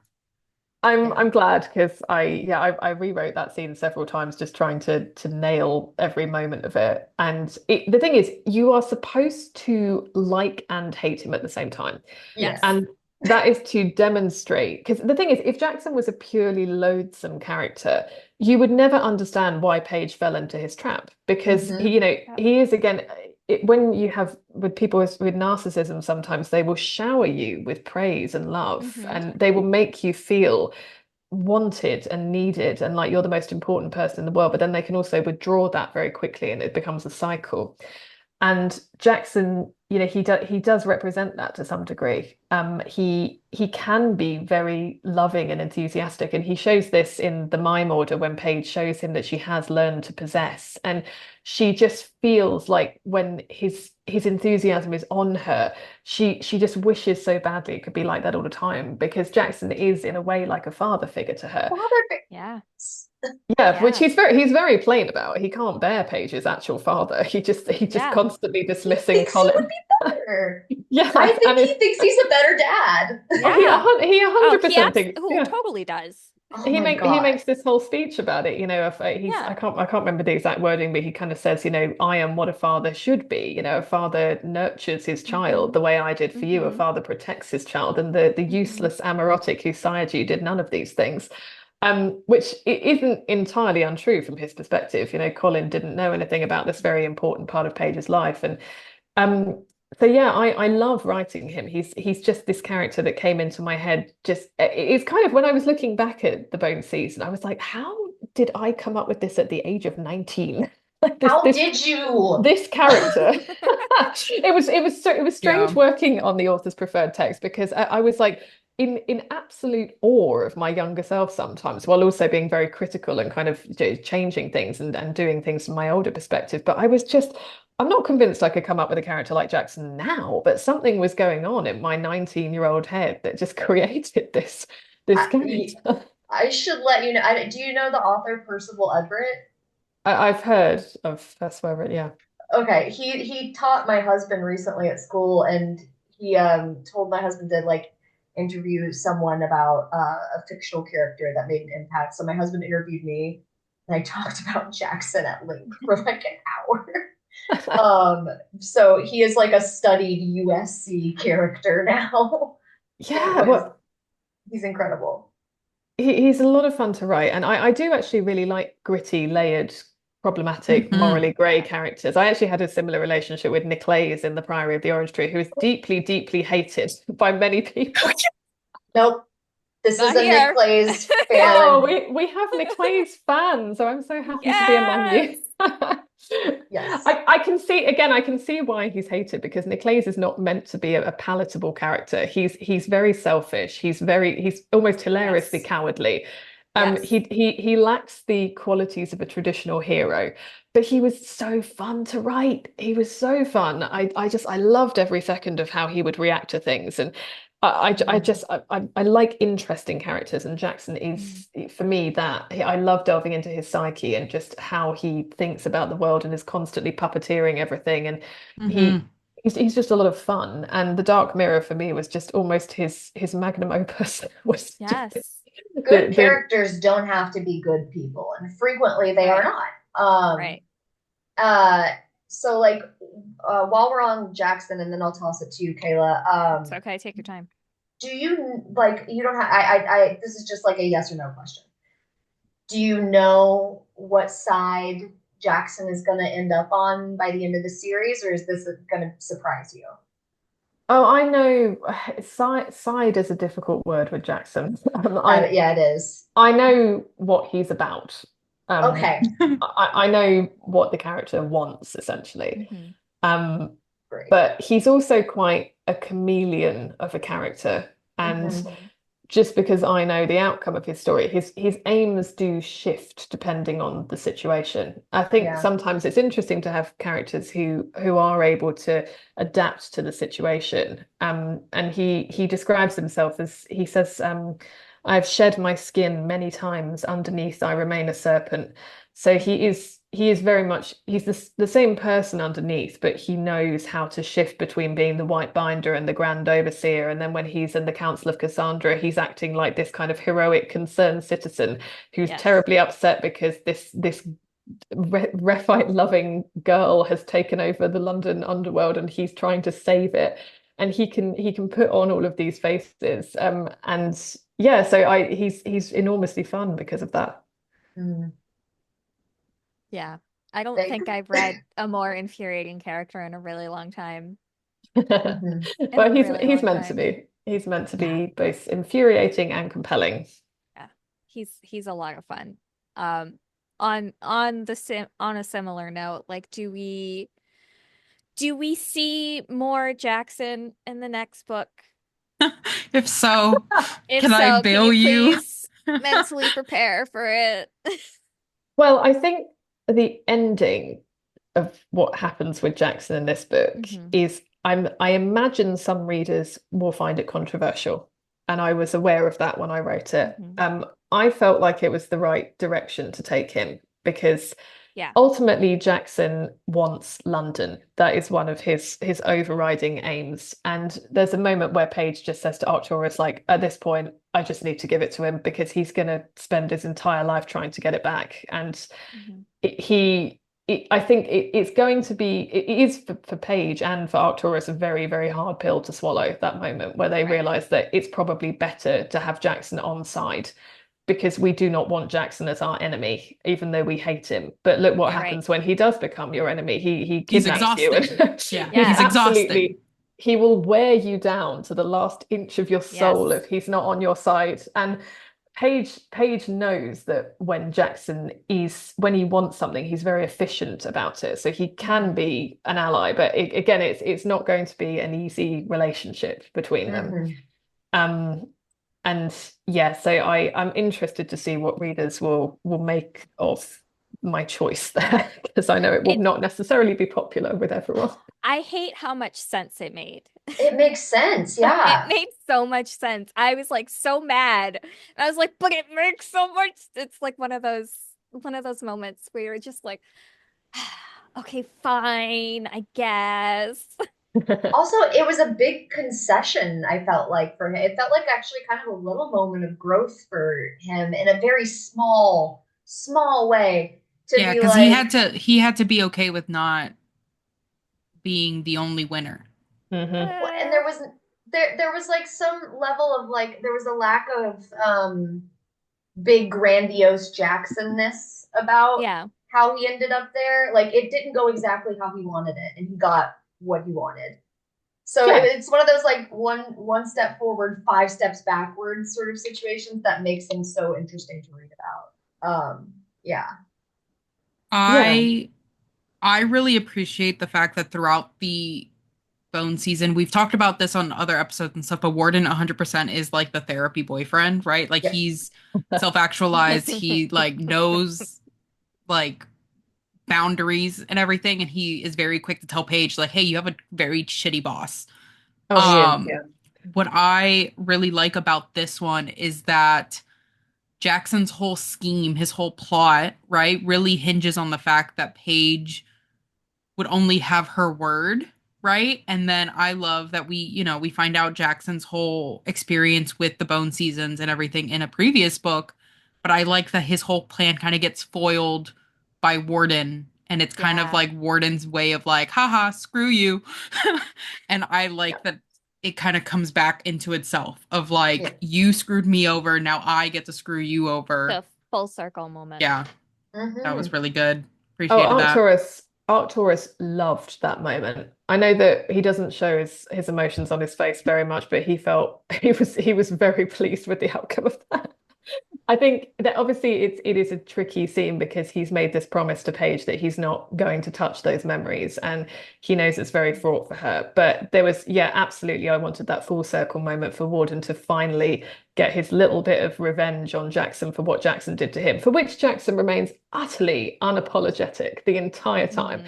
He constantly describes Warden as being useless. He deliberately engineered Paige's abduction to specifically to get her away from Warden, not just from London, but from Yeah. Warden, which is why Cordier ended up giving Warden over to Scion, because that was part of the deal.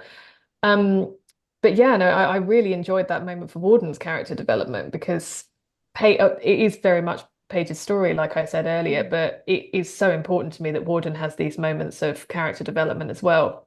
And yeah, I really enjoyed that. I enjoyed Warden just finally getting his just desserts, well, Jackson getting his just desserts. Yeah, I guess a question I would have is we find out obviously throughout the Bone season, especially after the first book and everything, I was constantly wondering like kind of what happened to the rest of the survivors, right? Hmm. So we start finding out about Michael and we start finding out a little bit about Julian and everything, right? Hmm. I got really excited when I saw the Julian mention because I have Fine. been waiting. I kept Same. asking everybody, like, yo, do we know where this guy is? Um, kind of what was your thought process on kind of how we find out what's been going on with Michael and how that really leans into how Warden was acting, right? Because he was, going through his trauma and his torture and everything, and they end up using, Paige against him, but then they also end up bringing in Michael. And just like, why'd you do that? If it helps, I deeply don't enjoy torturing my characters, and I always feel terrible the whole time I'm doing it. And especially with a character like Michael, who is just such a deeply sweet person who Yep. is just driven by pure sweetness and light. Um, Yep. I always knew that was going to happen from the moment that Michael and Paige are separated, because Nashira gave Michael to Warden way back in the day. And I actually imagined this hasn't been made clear in the text, but I imagined that Michael was almost like a temptation for Warden, because Warden he was making very clear he didn't like humans, he wasn't interested in humans anymore because humans had just, Jackson had just betrayed him, not him not knowing it was Jackson, obviously, but he really did not feel warmly towards humans after that. He figured that he had completely misinterpreted us and we were actually pretty awful. And I imagine that Michael, who again is a very lovely human, was put in front of Warden as a way of Nashira testing how far that went. Could he be tempted to start a second rebellion with someone like Michael? Um, and so Michael was always going to be there as an emotional pressure point for Warden. And they actually had a lovely friendship off screen before Paige arrived. They would play chess together in the Founders Tower, and Warden taught Michael how to use Scion sign language, which he didn't know, and helped him to get over his trauma. So again, their relationship was very much about trauma, and Michael's trauma particularly, and how Warden helped him through that. Um, of course, we haven't seen Michael's body, so we I'm not saying anything more, but unless you see a body, it's not always 100%. I don't think Uh, you'd miss the opportunity to ruin us. no, I wouldn't. With that. You know about it when a character dies, as we find out in the Dark Mirror. Yes. Um, but yeah, Yeah, it was don't we? yeah. Sorry about that. I cried when I wrote that scene, if it helps at all. I was in bits over that. Um, but it was nice to finally mention Michael and Julian because they have been out of the story for a very long time. And And missed. yeah, well, I loved writing Julian in the author's preferred text because I wanted to heighten his character a bit more. So I added that scene, for example, where when Paige goes to find Julian, they end up just hysterically laughing at their situation because they just find it so completely ridiculous. And I did want to just shine a spotlight on him a bit more because he is almost like this very, very ordinary guy, Julian. He was literally arrested going to get milk. That was Yeah. and I just wanted him to feel like the everyday guy that we can relate to in a way. He's not meant to be to have he actually does have a very interesting gift, which I won't go into, but we don't know what his gift is in the Bone season. So yeah, I did just want him to feel like the relatable, or like if the reader was just suddenly thrown into the Bone season, there'd be Julian essentially. Yeah. Oh yeah. But We yeah, he's so ordinary we were suspicious. yeah, I was like, what's going on with this guy? I mean, you're Milk. you're right to have that suspicion, but no, he really was just arrested on his way to get milk. He was just so, if he hadn't wanted that cup of tea, he would not be in the story. He Oh, couldn't wait until it was light again. He had to go out at night to get some milk. And he also has an incredibly banal job as well, which I can't wait to mention in the next book. nice. But Nice. he does have a fascinating gift, though. But yeah, it was nice to have those two back in the story after a very long absence. The series in general has what I might call a rotating cast because I can't fit all of them into the story at the same time. So last book we didn't see Nick or Maria. In this one, they come very much to the forefront, but we don't see any of the French, for example, or Ivy, who's now with the Right. French characters. And you only see a little bit of Eliza. Although the moment where Eliza appears is obviously very big, but it's Yeah. yeah, it's just my way of focusing on making sure the characters have enough space in each book. And again, that's one of the great privileges of writing a series this long is that I can afford to be able to kind of rotate the characters like that. Yeah, when you brought Maria back into the rotation, I think everybody was thrilled. Um, and on Maria, as a fan favorite, now she has a partner. She Um, does, Virtue. Birch. Okay, I am so glad you pronounced that before I did. Well, I mean, Uh, I now I'm doubting myself. It's Czech, but I think it's Virtue. Yes. don't rely on me to pronounce it correctly. You're probably right. Did a lot of thought go into her personality to make her sort of like a good match for Maria? Or did she originally just start out as not a match for Maria? Like how did she come about? She definitely came about as me wanting to see what Maria would be like with a partner. Because again, she's kind of an agent of chaos like Paige, and I almost wanted both of them to be in a relationship in this book, or be in at least circling the idea of a relationship, as I like contrasting those two characters a lot. Um, and Virtue came into my head. I wanted her to definitely feel like more of, again, like an ordinary person who's been dragged into this. She's very, very multi-talented, but when the job that she has at the Domino program, she's very much a civilian.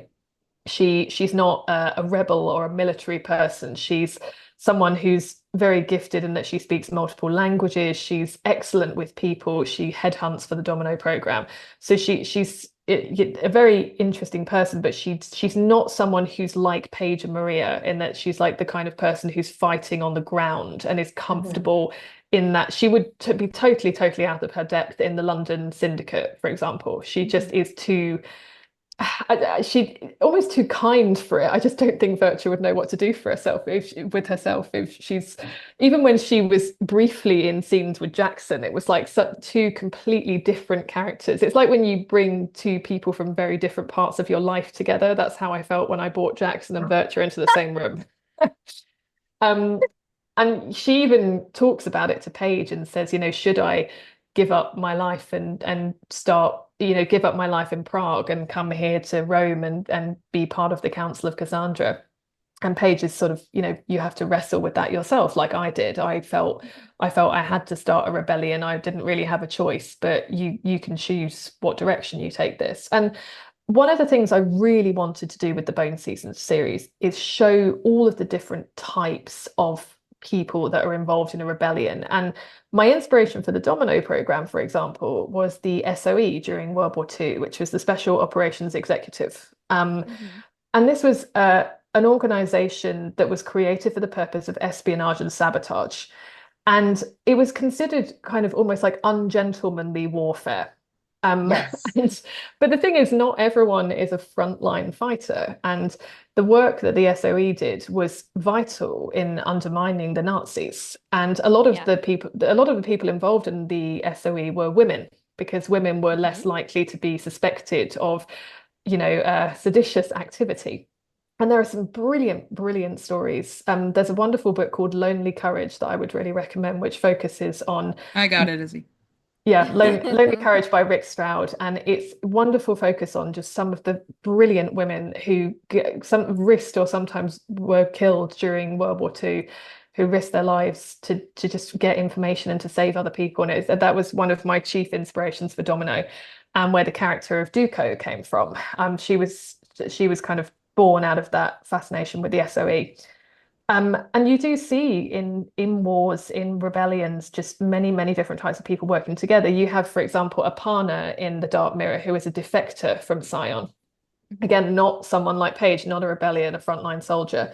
She's someone who worked from the inside. You have Scarlett Burnish, who spent her entire life basically living a lie in order to get information out of Scion to Domino. And I really wanted to make it clear that in order to take down a very, very powerful empire, you need so many people working together. It could not just be about Paige. And the idea that Paige was the first person to ever consider rebelling against Scion would also seem silly to me as well. Yeah. You have all Hmm. of these countries who have been oppressed by Scion, all of these people that it's been marginalizing and sidelining. I didn't want it to feel like the rebellion had just started from the day Paige was arrested. It had to feel like she was a huge part of this movement.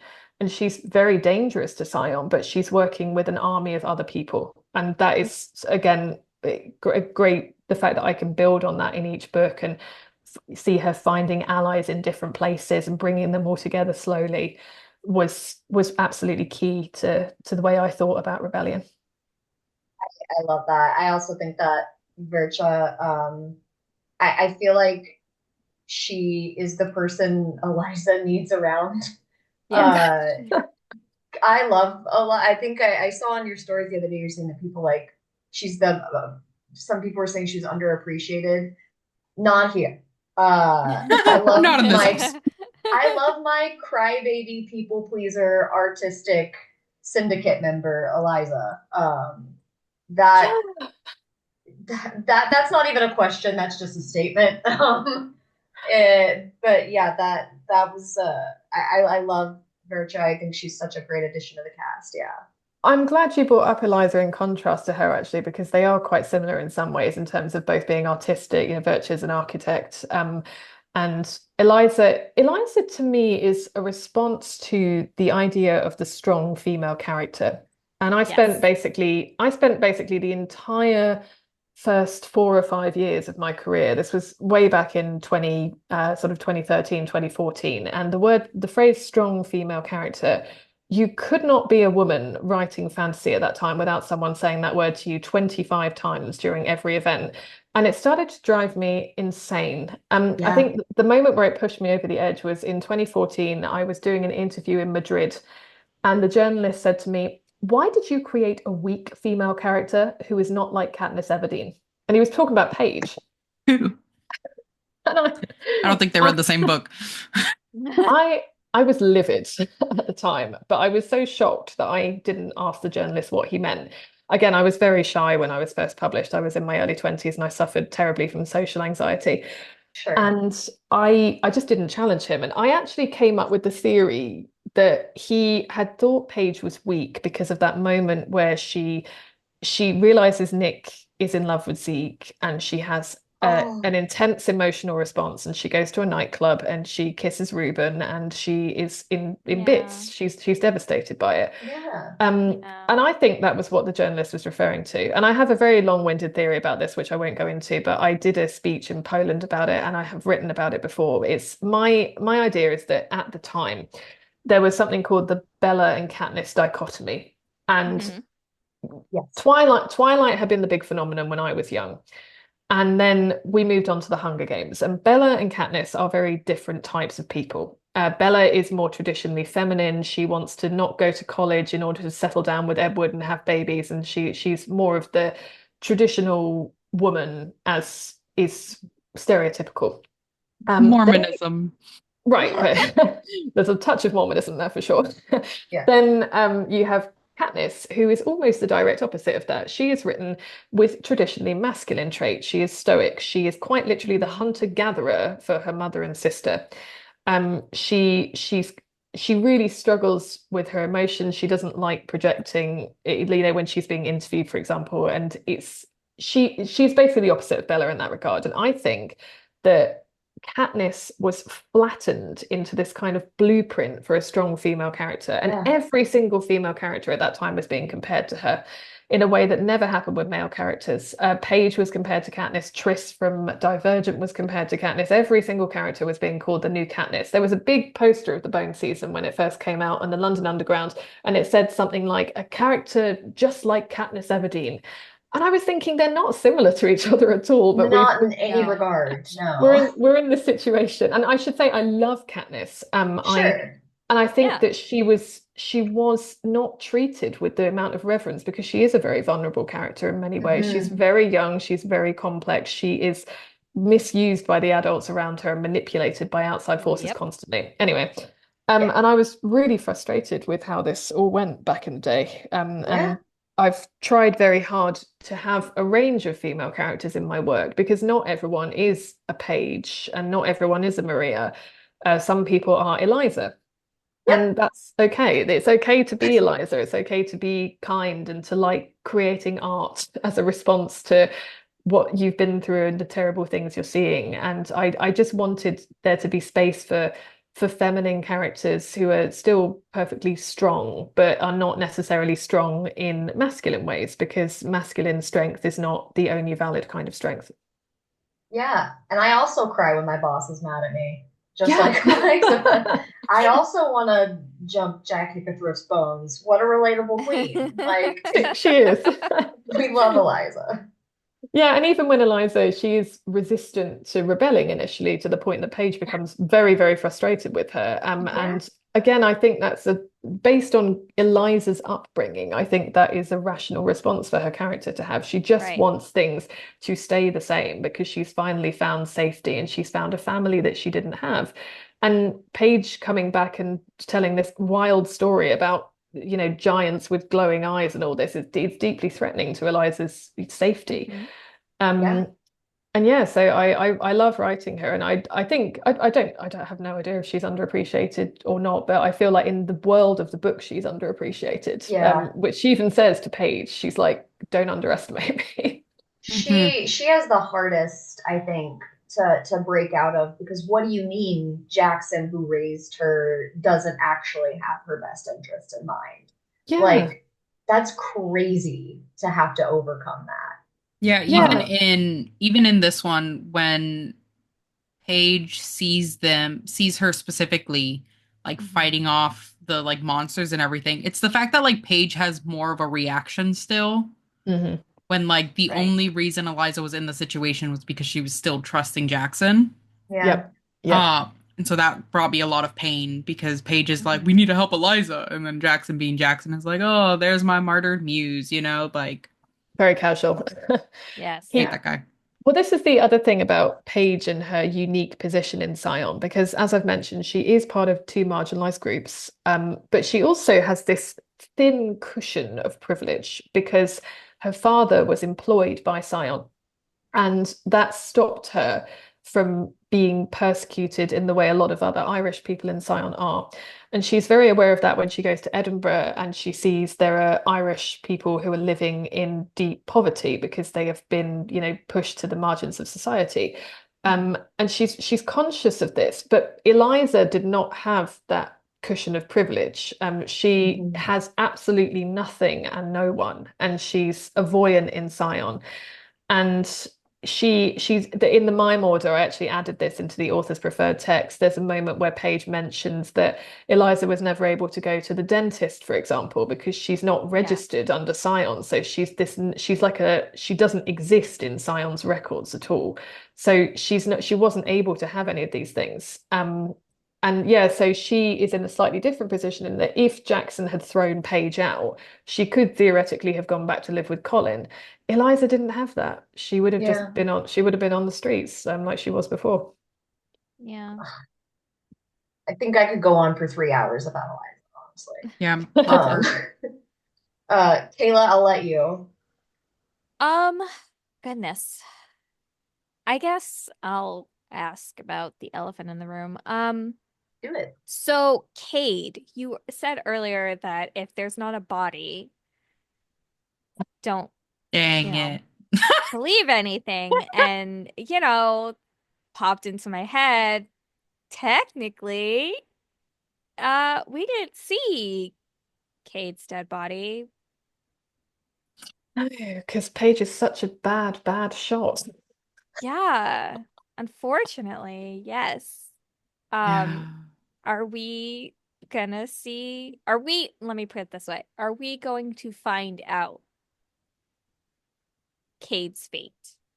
Oh yeah, you will find out. I very rarely leave things just completely Okay. unresolved, as we eventually find out that I did not, in fact, forget about Julian, which I think people were suspecting after all these days. I just choose the right moment to bring things back in. Okay. No, I never thought that. I could Deletes the scheduled Roll post. the tape. I could fully understand that because he did just fully vanish for all those books. And I did enjoy the scene where Cade is carried away because there has always been this background thing that Paige is quite a poor shot compared to Yes. Nadine, who is a very good shot. And I wanted her to have that just a silly little weakness for a criminal that she just cannot shoot. Yeah. And, She's like, and even I in moments of panic. Yeah. even in moments of panic, and I just love that she absolutely has to shoot this man dead, and she still can't do it. I think because that would be me in that situation. I would just be Same. the time I mentioned I was mugged, I thought I was going to be so heroic when I was mugged. I figured it would probably happen one day, and I was not. I screamed hysterically. The guy kind of dragged me off my feet when he was mugging me, but I still fell in a comical manner, in my opinion. And what it was just very different from what I thought would happen in my head. And that It's for me always, is yeah. Paige's version of that when she's just Yeah. she needs to kill this man and she can't do it. Do it. But yeah, you will find out what happened to Cade for sure. Mm. Hmm. Do Okay. we also wait, hold on, follow up. Yeah, yeah. Do we also know if he was full of it when he was having that moment with Paige and they were, you know, trading words? I'm trying to say it without actually saying it, but like it during the fight when he's like, "Oh yeah, like just come with me, like I'll tell Oh you yeah. more." Like, do we find out if he's full of it or if like that's true? I will say that he does know things that Okay. it would be helpful for Paige to know. Yes. Gotcha. Gotcha. He Perfect. is But aware of things. yeah, he's Um, aware of things. I guess my kind of thing, so I don't know if you've caught on, but in earlier episodes of our, Bone Season series and everything, we call Terabelle terrible, like the Yes. worst. Do you know, Um, I'm actually so bad with things that sound like each other that I didn't even notice that when I wrote her character. yeah, and so throughout this book, obviously we get a lot more of her. I really enjoy one of my favorite scenes of hers is Paige and her, where Paige finally is just like, is this because of Arcturus? Like, do you beef with me because Mhm. I am, this connection with Arcturus and everything? And Terabel doesn't say no. She's like, no, actually, this has nothing to do with my feelings, but her actions and everything really don't line up with how she, says it. The fact that when push comes to shove, right, during this scene in the Colosseum and everything, when she decides to make that very blatant choice between going and making sure Arcturus is okay or kind of risking everything Mm. for this human, what were you thinking about when you wrote that very not painful scene?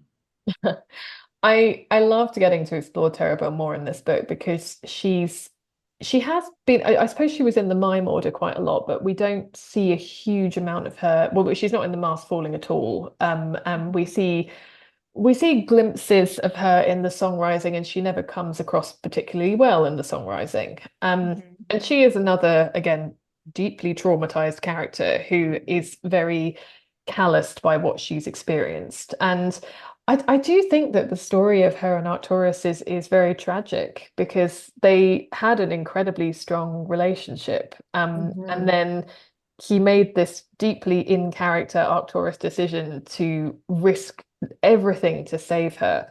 And her reaction was, I did not want you to do that. You've given up, our whole side of the Civil War to save me, and I would rather that we had both died. And Hmm. that's it's just very in character for both of them, and I think that moment shows very clearly who they both are and how they are in relationships and how they are in a way they're both very compatible and very incompatible, those two. Hmm. But I love her as a character, and I wanted Paige to level with her in this one and try desperately to bridge this gap between them. And I just thought it would be interesting to have Paige be very honest with her and just say, like, look, I really admire you, and I don't expect you to be my best friend, but can we maybe just get over whatever it is that you're struggling with here? And it's partly indoctrination. Terabelle and all of the refs are very indoctrinated against humans, and I wanted to demonstrate that in their actions. They really, really dislike and mistrust humans. In the way the refs are me expressing some of my disdain for the worst, the bad side of humanity that I'm constantly frustrated with. and all the violence we do on each other. Um, so she is very stuck in those ways. But I did want Paige to just say to her, like, look, please, can we just can we just try to be friends or to be not enemies or something? And I did want her to know that Paige knew about how her relationship with Arcturus had ended. Um, and yeah, I just really enjoyed writing her in this book. I like seeing a not exactly a softer side of her because Terabelle is she doesn't really have much of a soft side, but she Yeah. does have a soft spot for Arcturus and she cares about him very, very deeply, regardless of whether the relationship is still romantic. They went through the whole civil war together. They know each other inside out. Um, and of course, Terabelle knew or suspected about his relationship with Paige. And Mm. the moment where she confronts him about that it was very, very wrenching to write because I I feel like their whole relationship is based on honesty and thinking that they're being honest with each other. And as she finds out that he has not only been keeping this secret from her, Yeah. but also one that she had defended him to the other refs about, saying, no, no, Yeah. he would never lie about something as important as that. Um, but yeah, it's just very sad because it's just a very tragic relationship and it has ended in a fitting manner, I think. Yeah, I think fitting. Yes, I also like how at the in the Dark Mirror you set up at the top with Parabelle her telling Paige like, I need to see that you're worthy of these sacrifices that are being Yeah, made. And yeah. then and we're in the spoilery section, guys. We brought this Mm. up. I think that it felt very satisfying and it meant something when Terabelle makes the decision The to sacrifice. Yep. sacrifice herself for Yes. Paige. Yeah. I think that there's a big difference when, especially in dystopian literature, sometimes people are killed off, it feels like for shock value rather than for impact or with like some sort of foreshadowing that makes the death resonate with the reader. Yeah. Yeah. There are Cynic. so many notes. Finnick, don't get me started. Me and Ava Reed have Don't say talked his about name. this. I rant about this with Ava Reed annually. Um, but I have so many notes in here where I was like, Terabelle, you're the worst. Terabelle, if you died, I wouldn't shed a tear, Terabelle.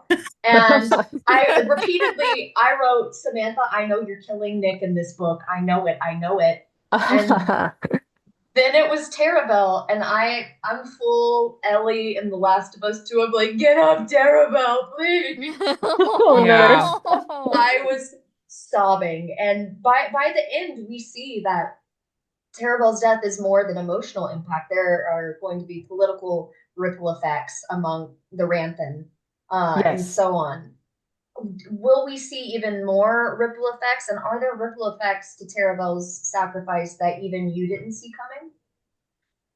Well, actually, Terabelle was not supposed to die in this book. I've mentioned before that one of the characters avoided the scythe and one was hit by it. So Oh it my was, god. I was swinging for one character initially, and I won't say who that character is because they probably will still die. But it was like that character had ducked and I'd hit Terabelle.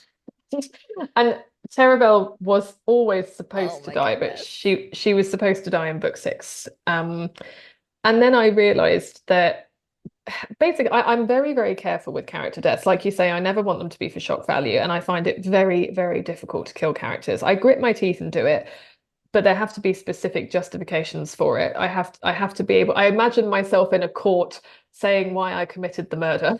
It has to, and it has to sound like the judge would let me off. So there was one of the reasons is because I felt that if Terabelle was not there, it would force Arcturus to undergo more growth. And Mm-hmm. I did not want his character to stagnate in terms of his relationship with the Ranthan. And as is alluded to at the end of the Dark Mirror, her not being there is going to force him into an interesting situation. Yeah. Because Paige would really like him to lead the Ranthan, but then that makes him the leader of the Ranthan, and it's going to be very difficult for Paige to see him. So Yeah. you absolutely will see Yeah. the repercussions of that. And that was almost, there was a very key reason for her not being there anymore, and that was one of them. Yeah, Um, I yeah. felt like when it happened, I was thinking about how she's the leader. And like, listen, Terabelle, not the nicest person. Arai, Terrible. we don't want Terrible. him in Worse. charge. Yeah. I Yeah. love Eri in the same way that I love Nicholas and Jackson. That's fair. He That's moves I fair. things forward, it's true. I He think it was does. I liked the sheer rage that he expresses at Paige during the Vatican sequence because he's like Oh, I know it Yeah. was like she was so close to securing his respect at last and then just it just didn't happen. But you could see that I just wanted her to have that moment where she has almost power over Eri for a second, where yeah. he thinks that she can do this thing. He's another character that I know his background, so I sympathize with him a bit more. But yeah, he's a very, very unpleasant person for Paige to have to deal with. But yeah, you would definitely see the repercussions of Terabelle's decision, and Mhm. I'm glad that you felt that the her sacrifice was impactful because I thought very hard about how it was going to happen and why she would do that. And I think for her it made sense and brought her story kind of full circle. Yes. I have Oh, 1000%. I have a follow-up question. So, do we in fact get to know what she tells Arcturus Oh, and the when Paige is asleep. when when when after she Yeah. finds out her and Arcturus talk to each other in like gloss, Yeah. he Mhm. tells Paige later, like, I'm gonna have to show you that memory at some point. Yeah. Does that some point actually exist? Or are we just Oh, yeah. I mean, like I said, it's very rare for me to mention something and then just leave it as a loose end for all eternity. And in nice? fact, that's when I was doing the author's preferred text, I actually went back and just clipped a few of the loose ends that my younger self had thought was a brilliant idea. And then my 30-year-old self did not think was a brilliant idea specifically because I didn't want things to be brought up and then not resolved. Um, Hmm. so if I mention something, it's most Nice. likely that it will be Okay. resolved at some point. Yes. Yeah. Amazing. Dope. Good. While Just we're in the spoilery section, I think something we'd all like to know is like there are a lot of bombs dropped in this Mhm. book. Literally or What figuratively? both. that was the mask falling, literally. Um, but what was like your favorite thing to finally get to? Because I know you said, turntables obviously was a culmination of a lot of things. Mhm. But like also I imagine the it was kind of delicious writing the Arcturus like death like that's amazing. Oh Oh, come on, when guys, we've all read angsty fan fiction. We love this shit. do you mean Anyway, when she finds him in the coffin? yeah. Yeah. Oh man, What was your favorite thing to write in this book? Because it's crazy fun. I think my favorite thing was bizarrely what I find the saddest chapter, which is chapter 13, which is after Paige comes back from the island and Oh, Yes. yeah. Yep. it's Mm-hmm. the kind of the fake death scene, basically. Yep. Um, Mm-hmm. and I'm not normally one for a fake out death scene, but I loved Paige finally being able to say all those things to Arcturus without Yeah. the classic Paige pride that holds her back from doing so, and her fear of rejection that holds her back. And it was terribly sad. I mean, I don't often get completely hysterical when I'm writing sad scenes, but I'm pushing through that scene because I just had tears in my eyes because it's so rare for Paige to break down and be really vulnerable like that. Um, and I felt like just her getting to express the way she feels about him just so completely, but it feeling as if it's too late was just really, I don't know, I just found that very emotional and satisfying in a way that I didn't enjoy it, but it was in a narrative, in the narrative, it was very satisfying, especially after the mask falling and what happens at the end of that book. It's I, actually 13's my favorite chapter.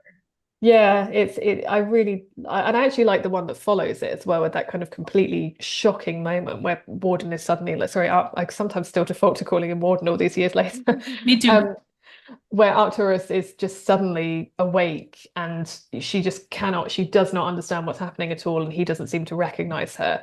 And I loved that moment because it has the payoff later that he explains what was happening in that moment, which is that Mm-hmm. he thought she was Cade. And Yeah.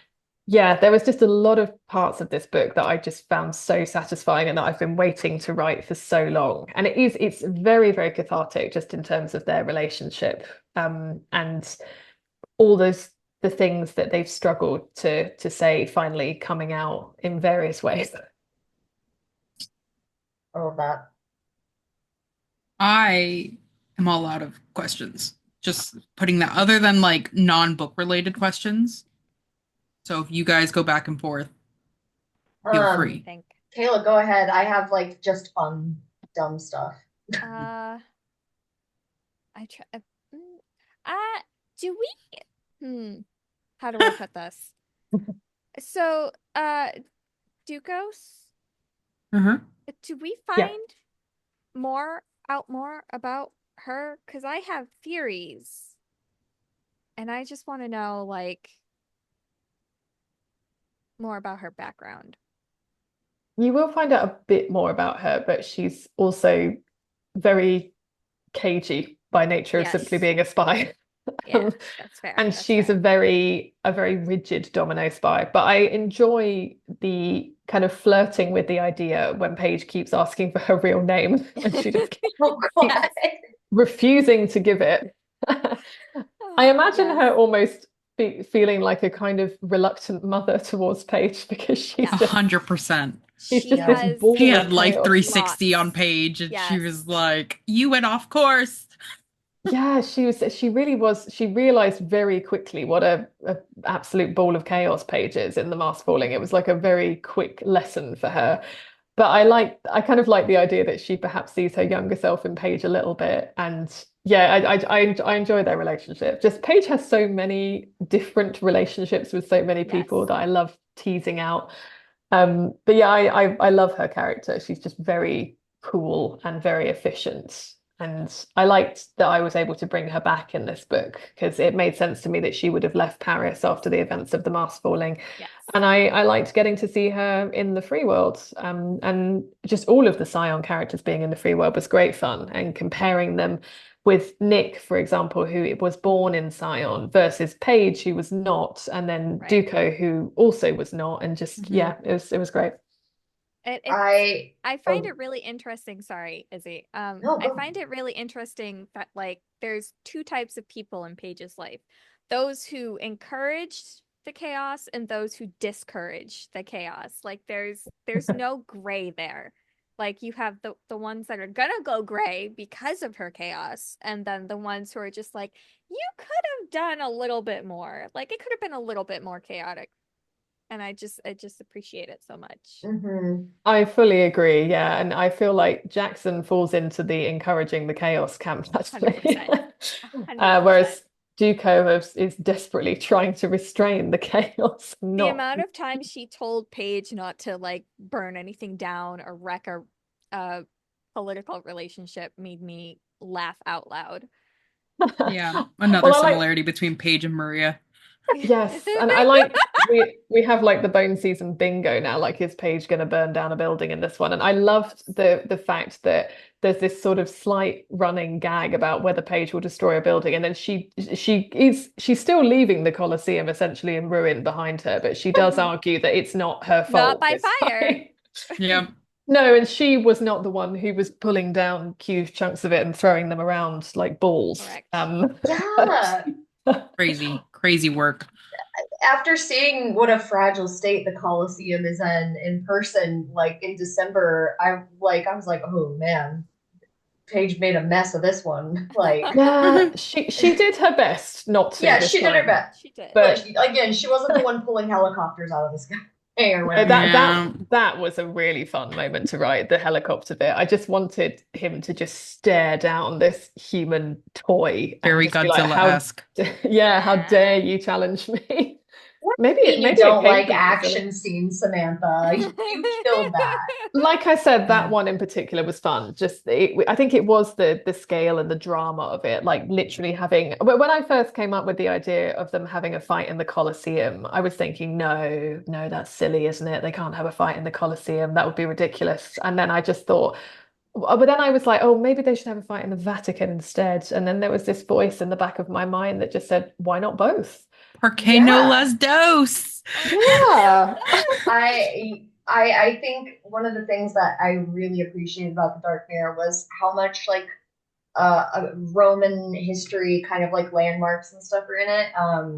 I'm sure you're aware of this, but like when you're a history nerd and you're a woman, those spaces get a little cringe sometimes. Like Mm. I I posted like a video about Claudius on TikTok, and next thing I know, the comments are like flooded with like kind of misogynistic, gross, and a little bit fascistic POVs. And I'm like, I just like that he beat Caligula and everybody thought he was stupid and he wasn't.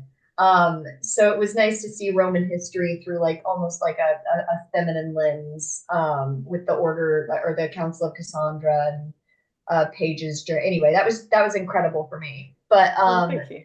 I have two questions left, and they're kind of silly. The first That's one okay. is you became published right out of university, which I is did. insane. But you began writing original work, like you said, at 15. Hmm. At any point, did you write fan fiction? And would you Um, share what fandom you wrote for if you did? I absolutely would not. Fine, Um, Nice. it's Twilight. Write it down. and I'm afraid that's all I'm saying on that subject.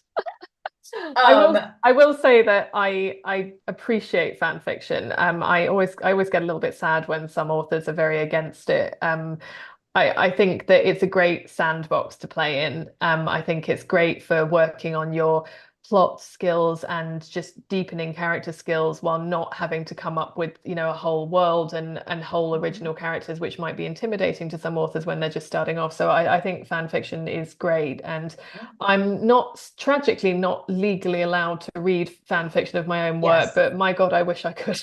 It's yeah, Stephanie, that's a thing. How would they It's know? I'm not, that's I'm too anxious to risk it, unfortunately. Hmm. they check her history and they go Control F AO3 and then they scroll. No, um, no, I completely agree. Sandbox is exactly the word that I use when I describe fan fiction. And the reason I like to ask that question of most authors that I speak to is because I feel like a love of writing really does develop for a lot of people out of playing around in other people's worlds. Yes, for Um, sure. so thank you for even just deigning to talk about fan fiction. That's all right. Um, I think there's an author, is it? I can't remember the name of the author, but she still writes fan fiction, like under her own name that people can read. The is it name will all come of back. you? It's not all of you, Blake, is No, it? it might be Naomi Novak, maybe, or Naomi Novak. It might. I feel like I'm not imagining this. I'm just getting my phone and checking. Why do I? Yeah, why have I not heard about that? Right? That Yeah, seems like something we should know. We should know this. yeah. Okay, apparently Naomi is one of the founders of an archive of our own. Oh my God. I feel like, yeah, okay, I feel like maybe I think I've got the right author. Wow. Okay, That I'm sounds gonna about have right. to. Okay, my Kindle's gonna get booted up after this, just so everybody knows. I think Um, there's probably a few authors who do it, but I'm like 99% sure that Naomi's one of them. yeah, it's a lovely space to start being creative in, I think. And then my other question for you is not book related really. So if you were stalled in an elevator with a fan or just a random person, what is a Mhm. topic that you could go on about at length for the duration of your trapped time in this elevator? Okay, I'll answer that, but I'll also use it as an excuse to tell the most embarrassing elevator story of my career, Nice. which is Nice. Yes. so I was in Australia in 2013, and I think it was 20, oh, it might be in 2014. And anyway, it was very glamorous. Like half the Game of Thrones cast were there. So the actress who plays Catelyn Stark was there. Robert Addy, who played Mark Addy, sorry, who played Robert Baratheon. Yes. The guy who plays Bronn was there. Is it Jerome Flynn? And George R. R. Martin was there. And I was invited afterwards to this very glamorous party where they were all going to be. And I will say, Michelle Fairley, who plays Catelyn Starr, was incredibly kind to me. She's a very nice very nice lady. And they made sure that I wasn't like on my own, and it was very sweet. Um, anyway, so I was racked with social anxiety at that time in my life, and the idea of going to a party with the Game of Thrones cast was just too terrifying for me to cope with. So I decided to go back to my room at the hotel. And I got in the elevator, and no sooner had the doors closed than I realized the man standing next to me in the elevator was the guy who played Merry in Lord of the Rings, Dominic Monaghan. And Stop. and my brain said, right, don't say anything because you're going up like 3 floors. You clearly haven't got time to have a conversation with this man. So just act cool and pretend that you haven't noticed that he played Merry from Lord of the Rings. Um, but then he looked at me and I looked at him and I thought, oh God, he can tell that I can tell. Like He knows I know. he knows. And then I for some reason my stupid brain just forced me to say the words, so you were a hobbit. I didn't say anything else. And Yeah. I didn't even say hello. And then he just looked at me and went, yeah. And then the doors opened and I said, well, goodbye. I just like I um, love that you had the common thread of like you've met Andy Serkis's like team before, but you chose to go. You were a hobbit. yeah, yeah. It was I No, just it's shouldn't have good. said If I I ever just meet shouldn't one, that's I how I'm shouldn't doing it as well. I just shouldn't have said anything. Why did I say that? Like I've met other celebrities. I was perfectly normal when I met Andy, who had the film rights to the Bone season for it. He's genuinely one of the loveliest humans alive, Andy I've Serkis. heard. He's absolutely adorable and very talented. I've loved working with him. Um, but yeah, so that was really embarrassing. What would I talk about in an elevator if I had more than 3 seconds with Dominic Monaghan? Yeah. Gosh, I'm often very self-conscious about this because I feel like I haven't got, I feel like just I don't have a lot of time to watch TV or anything. So I haven't developed, like one of my author friends is absolutely obsessed with the Real Housewives of so and so and could go on about it for 2 hours, which I cannot. What could I go on about? I feel like it might be related to gaming in some way. I thought you Nice. might say that. Yeah, Nice. probably something to do with gaming. I might have to come back to you and send you like a PS to the podcast on this. Um, I bet it's that Cassandra is the better voice actor of the two Assassin's Creed Odyssey. oh, absolutely. Yeah. Who plays as Alexios? Who plays as Alexios? My that's what my husband said. He's like, who does that? What psychopath chooses Alexia? He only plays as Cassandra. Yeah, and it feels wrong for Cassandra to be the bad guy, which is the default choice if you pick Alexios. So yeah, it's just it feels very wrong. I'm sure there must be some special interest subject I have. It's probably, I don't know, like maybe something boring like the Tudors, which is like everyone's specialist subject. Boring. Well, it's not boring, but like Izzy's like, everyone excuse me. everyone loves the Tudors, it's not a unique special interest to have. I will come back to you on that one. Sure. But yeah. I could go on about actually what a travesty it is that the show Sense8 was cancelled, but yeah, Mm. that's Yeah. God, I've never met a Sense8 fan. oh, I loved Sense8. I mean, there was a lot wrong with it. I had a lot of criticisms of the show, that in the ways that they handled certain characters' storylines, but it was just so ambitious and of course it was defeated by its need for a massive budget, but Yeah. I wanted to see more of that in TV, like just huge ambitious swings that was like a brand new IP. It was diverse. It was again diverse in a way that was not always handled with the greatest elegance, but they were trying. At least it was like the most diverse show I'd seen in a while, and they handled stuff like, they had like a transgender main character, which is very rare and was actually played by a trans actress. And Oh it was just, wow. yeah, it was very progressive and fun. And it's basically about just, yeah, just 8 people whose minds become connected and all of And it 2 or 3 seasons, I think it got. it was 2 and then they cancelled it. So they kind of put this finale together at the last minute, to sort of finish the story, which I did appreciate because it would have been very annoying for it to be left on a cliffhanger. I liked that, Izzy. Izzy's I face. I'm just thinking of the Firefly Mm. series and Yeah. The Rush. Listen, we don't talk about Firefly anymore. Is a predominant sci-fi writer, who not only wrote books but contributed to the original Star Wars trilogy Hmm. scripts. Could you ever see yourself co-writing a movie or even a video game? And is there an artist or studio or industry that you feel like your aesthetic and vision would line up with creatively? I have technically written a screenplay. I've written a TV pilot for the Bone season, Oh. which was a fascinating process.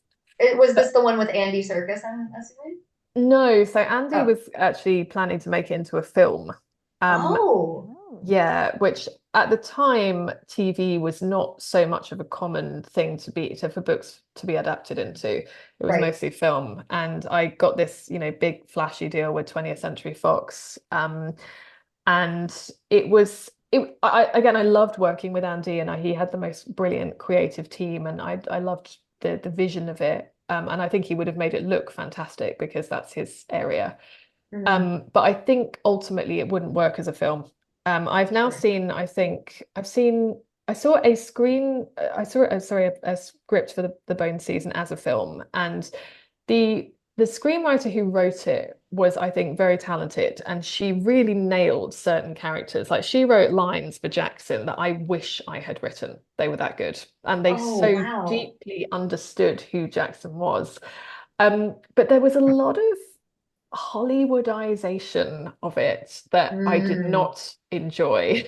Um, sure. so some particular gems were Nashira dressing in a like a dress with a big slit up the side. So Stop. Why was that in the Wow. script? with What? like a What? thigh slit, which is again a very valid fashion choice, but not for her. Not, I don't know if yeah. I've ever read a script because I read a lot because I audition and don't get parts all the time. That ever goes, she enters wearing a dress with a big old thigh slit.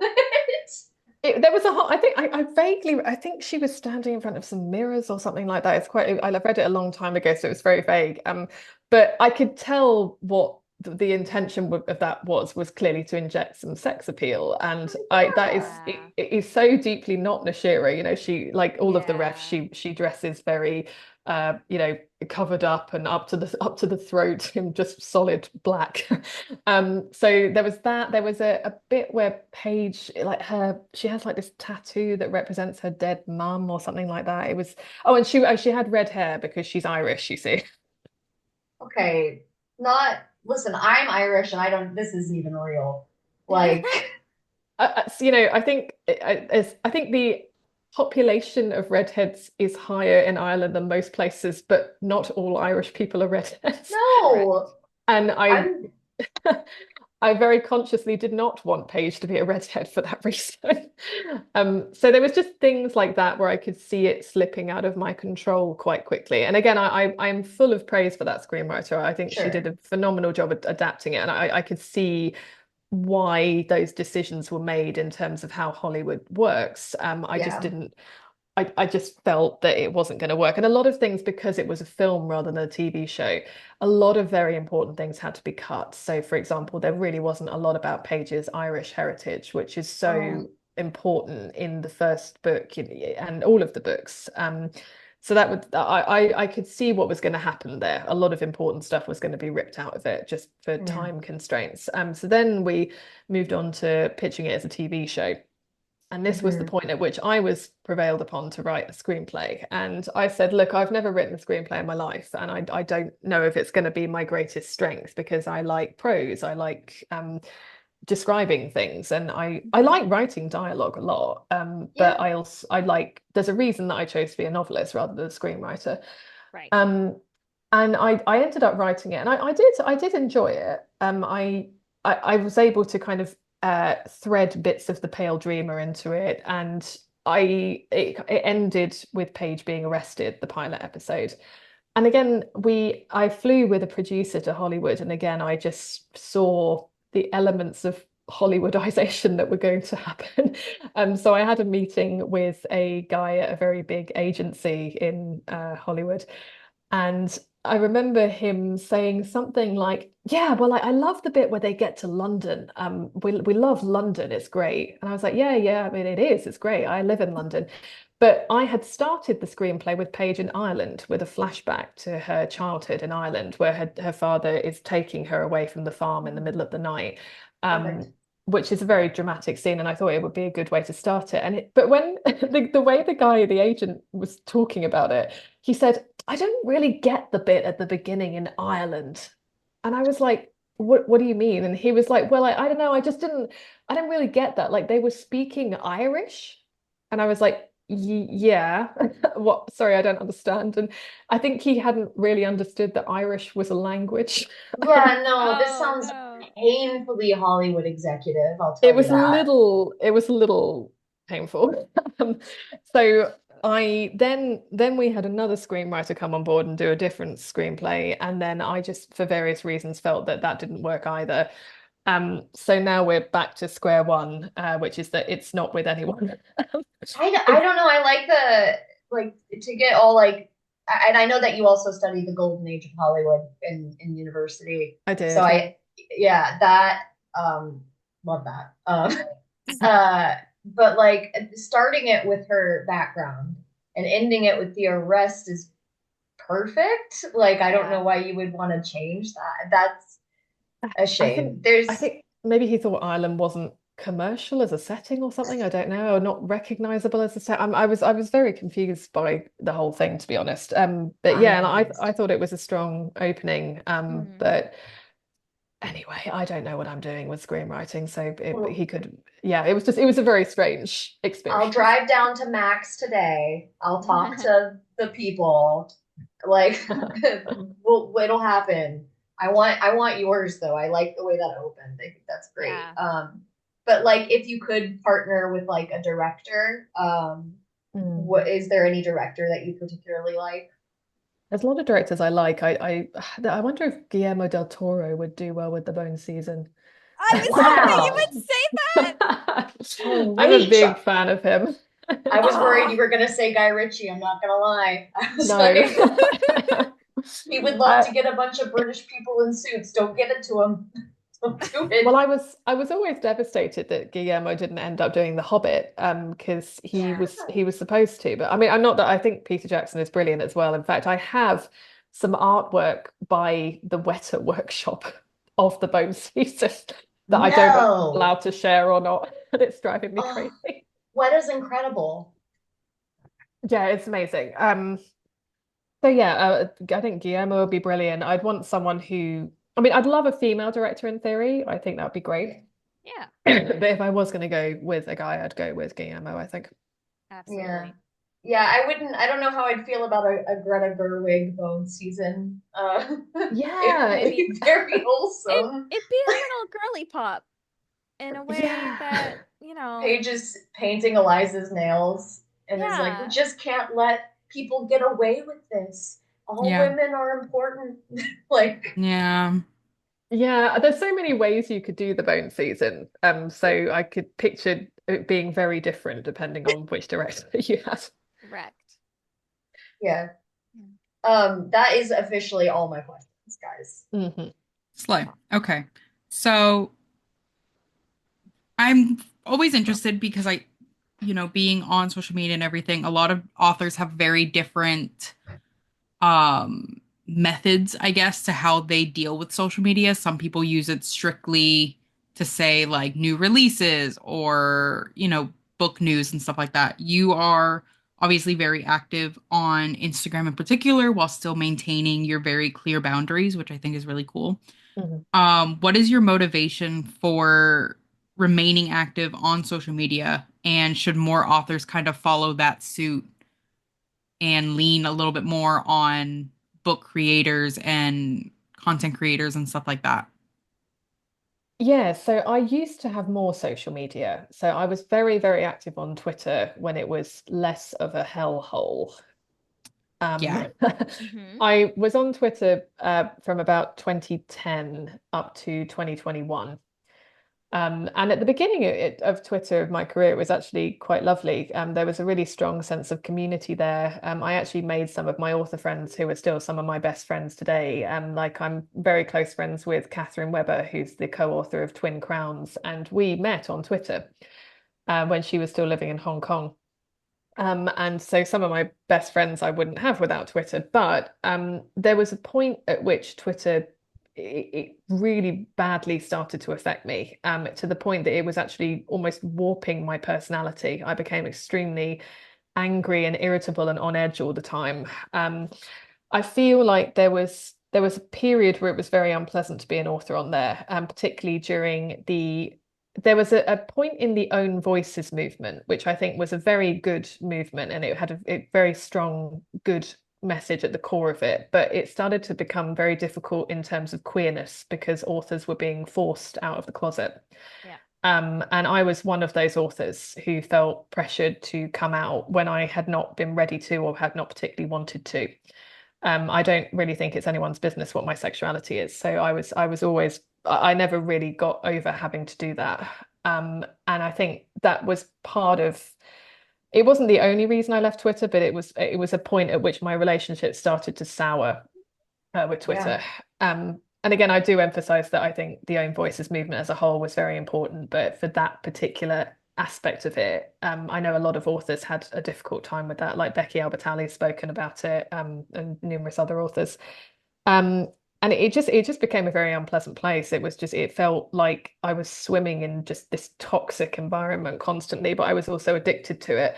And it became very bad during the pandemic when I think people were very bored and Yeah. they were looking for entertainment. And it was quite frightening just seeing people being constantly under attack. And in the end, my parents actually staged an intervention. They said, Sam, we feel like you are a different person from Twitter. You have spent 10 years on there and you're just very different based on it just felt like I was just becoming a very negative kind of person, and I'm not really like that. So I decided to just go cold turkey on Twitter in 2021. And that was the single best decision I've ever made, other than coming off Facebook when I left uni, which was another place I absolutely hated, that I felt was very toxic. And there was a lot of performative behavior on there, where you constantly felt like everybody's life was better than yours because they were putting their best self forward all the time. Yeah. So I really, really dislike both Facebook and what is now annoyingly called X. I will never get over what a silly name that is. Um, so yeah, so I don't ever go on there anymore, and I never will ever again. And I think the Twitter thing actually affected my relationship with basically all text-based platforms. So I don't think I'll be on Threads or Blue Sky. I have accounts on there just to hold my username. Sure. Um, Right. but yeah, it's a shame because I do miss some of the immediacy of conversations like that. Like I used to love connecting with readers and also with other authors, just chatting about, nothing in particular, like maybe like the new episode of Game of Thrones or something like that. And Instagram is not designed for that kind of conversation, and I do miss that. Um, but ultimately, Instagram is the only one I feel comfortable on anymore. I did have Sure. Tumblr for a long time, like you say, when you mentioned Yeah. sending me a question, and that I loved that because Tumblr has a great inbox system in that there's no Yes. Yeah. character limit, right? So people can ask you long, complicated questions, and I could give long, complicated answers. And I love Hmm. that because I was able to talk about nuances in my work, and readers would sometimes come to me, and even when they were saying things like, I don't think you handled this very well. Can you explain why you made that decision, for example? But it was always done in a way of like seeking understanding. It was very Yeah. respectful conversation, and I always really appreciated that. And the only reason I left Tumblr was because unfortunately I had somebody on there who I mean, I probably described them as a stalker in a way, but they basically were sending me very vile asks constantly. And every time I tried to block them or do anything about that, they would come back with another account. And Another it was the Yeah. point that I was becoming frightened to open my Tumblr because I just didn't know what was going to be there. And that's a shame because it ruined what had been a really lovely experience. And it was just based on one person. And so that after that, I started drawing like much clearer boundaries about things like private communication. So I try to be very active on Instagram in terms of I have my tri-monthly Q&As, which are just I love doing those. Like I just make myself a coffee and I spend the whole day answering questions, and it's great fun. Everyone always asks such great questions. So I always look forward to that. And then I will try to be very responsive in the comments section, but I don't have DMs open at all. And Right. and again, I sometimes wish I could, but it's more that I just feel very overwhelmed if I have a lot of private lines of communication open at once with a Yes. lot of people. I would Yeah. feel terrible if I couldn't reply to all of them, for example. So for me, it's easier to just switch them all off. Um, and I still get, lovely messages from readers in the form of letters when I do events. People will often bring me letters, which is lovely. I just put them all in a box and I read them when I'm feeling down. And it's so Oh, yeah, it's nice, and I think I have a very very nice reader base. you I just do.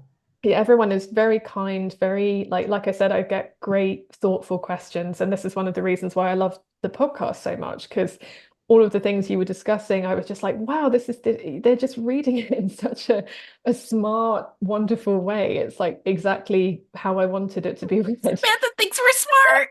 Oh my I God, thank do. you. I very I much do.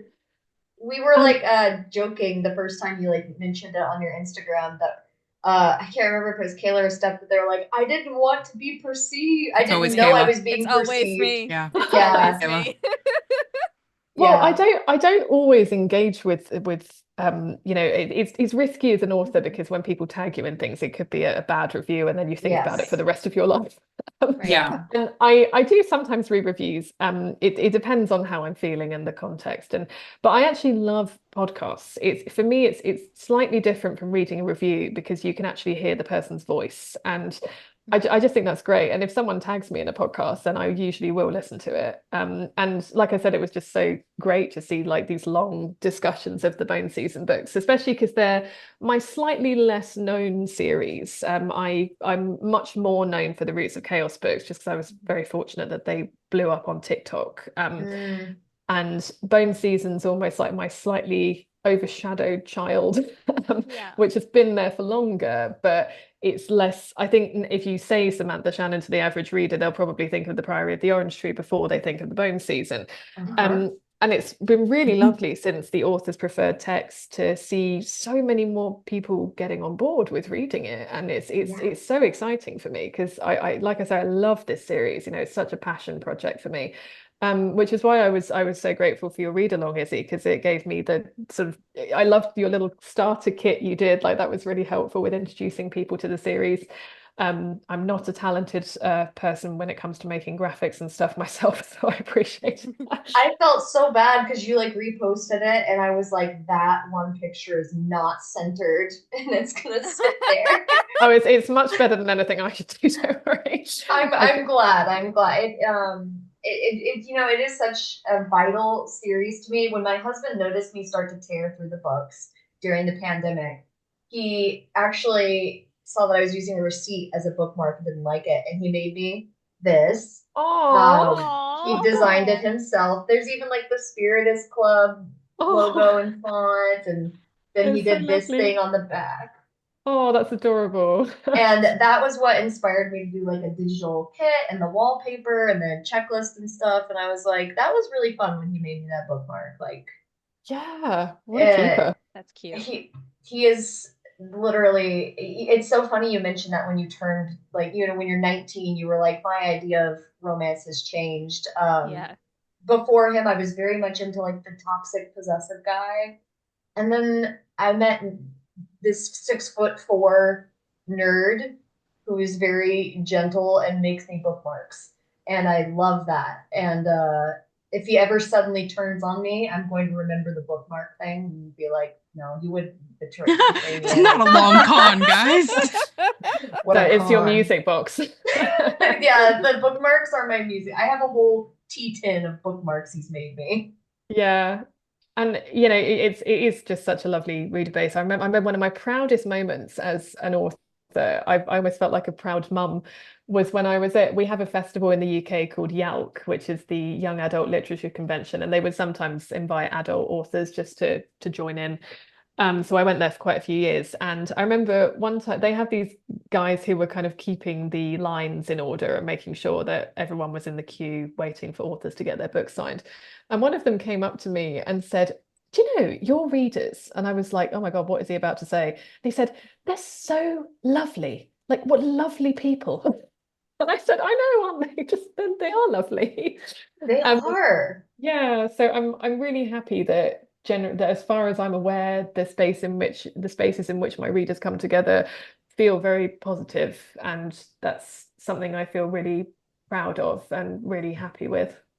It's I the mean, it says a least lot to toxic the, one. yeah, it says a lot to the author and everything, Hmm. not to get super like mushier. But there's like a lot of authors who don't, Check their toxic members or yeah, readers.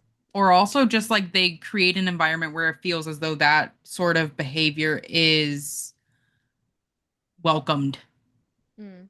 I think specifically what I think of when you say that is in my starter kit I mentioned that Arcturus was pansexual because you said that that would be like the best way to describe what he is. Yeah. And somebody not in good spirit commented that that language didn't exist and like why did you do that just to be inclusive? And I thought that your response was very diplomatic. While also being like this is not a space to ask like to be mean spirited about this sort of thing. You said something along the lines of like you're right that language might not exist but that is the best way to describe it, it's what it is, and it was very non-combative but while also being like let's not entertain this whole like I did it to be inclusive I attitude. remember that. Yeah, I do. I remember that comment. I think just because I was, yeah, it was kind of implying that I had made Arcturus not straight as a means of forcing diversity Yes. almost. Hmm. Yeah. And it that again, it was a bit frustrating because I could see what they meant in the terms of that. No, I did not have the language back in 2013. I had no idea what demisexual meant. In fact, it was Yeah. readers who asked me if Paige was demisexual. I had actually not heard of that word before.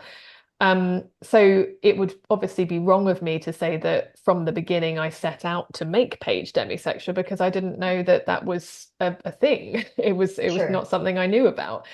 Um, but once I had identified what being demisexual was, and I'd realized that it was a perfect description of Paige's sexuality, at that point, and also from the point in The Mask Falling where she describes her sexuality on the page, at that point I felt comfortable calling her demisexual. Mm-hmm. Um, and sometimes it's very difficult to gauge tone on social media as well. Yes. Yes. It's so this is one of the things I found difficult about Twitter in that someone could make a joke and it was not read as being a joke, or it's it basically strips away. We do All not only nuance. we do not only talk to each other as humans using words, we use a variety of different language when we're talking. We use the language of facial expression, we use the language of tone of voice. And it's like how you wouldn't know that you were starting to upset someone unless you saw tears in their eyes or you could hear their voice Hmm. cracking. And that is missing from any social media platform apart from something like TikTok, for example. You can't on Twitter, you could not tell if you were upsetting someone, and then that made it very easy to dehumanize them. Yeah. And that is, I think, the reason that I will always stay away from those platforms, even something like Blue Sky, I think will eventually become that again, Hmm. because They all do. anything that looks like Twitter to me is eventually going to become Twitter. You can't keep Yeah. every troll out of Blue Sky. It's not possible. So yeah, I prefer to engage in different ways. And I hope that I feel present for my readers because I'm so grateful for the readers I have. Um, and I just think my readers are great. I fully agreed when that random man informed me of how great my readers were.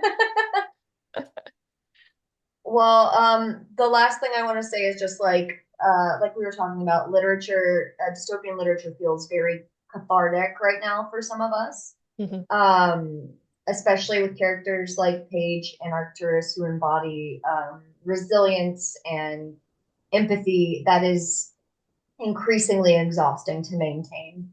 Um, I just want to say thank you for writing this series. I think it's particularly important and a scene that sticks with me as a person. And the things that I try to do every day is in the mass falling, Arcturus gives money, extra money, to the struggling mother that we see on the street. And Oh yeah. Paige goes, "Hey, we don't have the funds to do that." And he's just like, "I know we don't."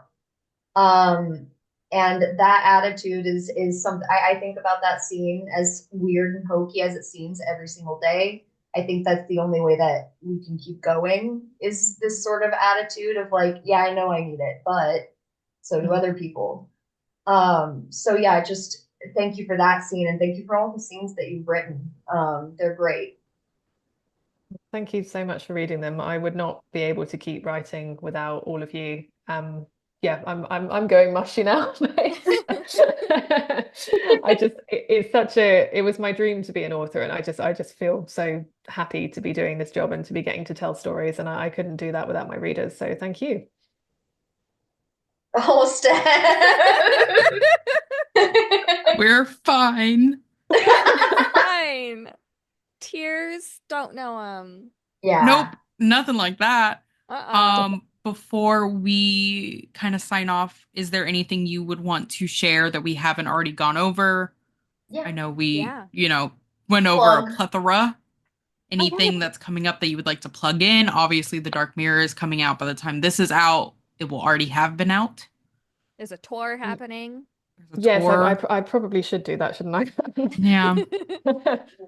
Yes, so The Dark Mirror will, yes, be out by the time that you are hearing this. I would love you to read it. I would also very much encourage you, if you are a fan of podcasts and the audio medium, to try the audiobooks because they are fantastically narrated by Alana Kerr Collins, who does such a wonderful job of narrating Paige that I spoke to her on the phone once, and it was literally like I was speaking to Paige on the phone. It was the Ooh, most, trippy.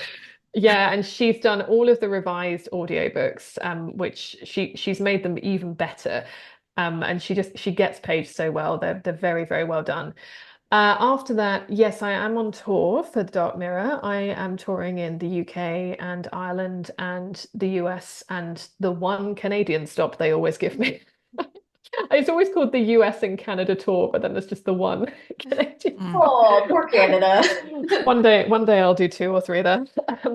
So yeah, I'm doing I think 5 stops in the US and Canada and a few more in the UK and Ireland, which I'm very excited about. You can find the details for that on my website, which is samanthashannon.co.uk. And then my next book I have out after The Dark Mirror is called Among the Burning Flowers, which is a Roots of Chaos novel. It was supposed to be a novella, but in very me style, it no longer is. Um, and I would say that if you feel intimidated by the size of the Roots of Chaos books, which is very understandable, they are very frightening looking, especially in hardback. This is supposed to be a way for you to enter the series in a more manageable way. So if you're used to reading shorter fiction, this might be a way that you can get into the world of the Roots of Chaos without having to read 900 pages. Um, it is Read the a 900 pages. I mean, look, I Yes. would love you to read the 900 pages. It's worth But it. if you need a little taster for the 900 pages, then Among the Burning Flowers is probably where you want to start. It's a direct prequel to The Priory of the Orange Tree. So you don't have to have read any of the other books to understand it. You also don't have to read A Day of Fallen Night at all to understand it. It's mostly just related to Priory. But I also hope it will be nice for people who already like the Roots of Chaos books, and that there's a few Easter eggs for you, if so. Um, so yeah, those are the things I have coming up, and in the background, I will be working on Bone season 6. Oh, Great plug. Yay. Well oh, done. fantastic. It's like she does this for a living, everyone. Yeah, it's like it's her job. There Okay, you go. well, Now my publicist will be happy. yeah. Good. Well, thank you, Samantha, obviously, for being here with us today. Thank you guys, listeners, for listening and hanging out with us today. If you have not already, consider subscribing and following us on Instagram at Margin Mavens.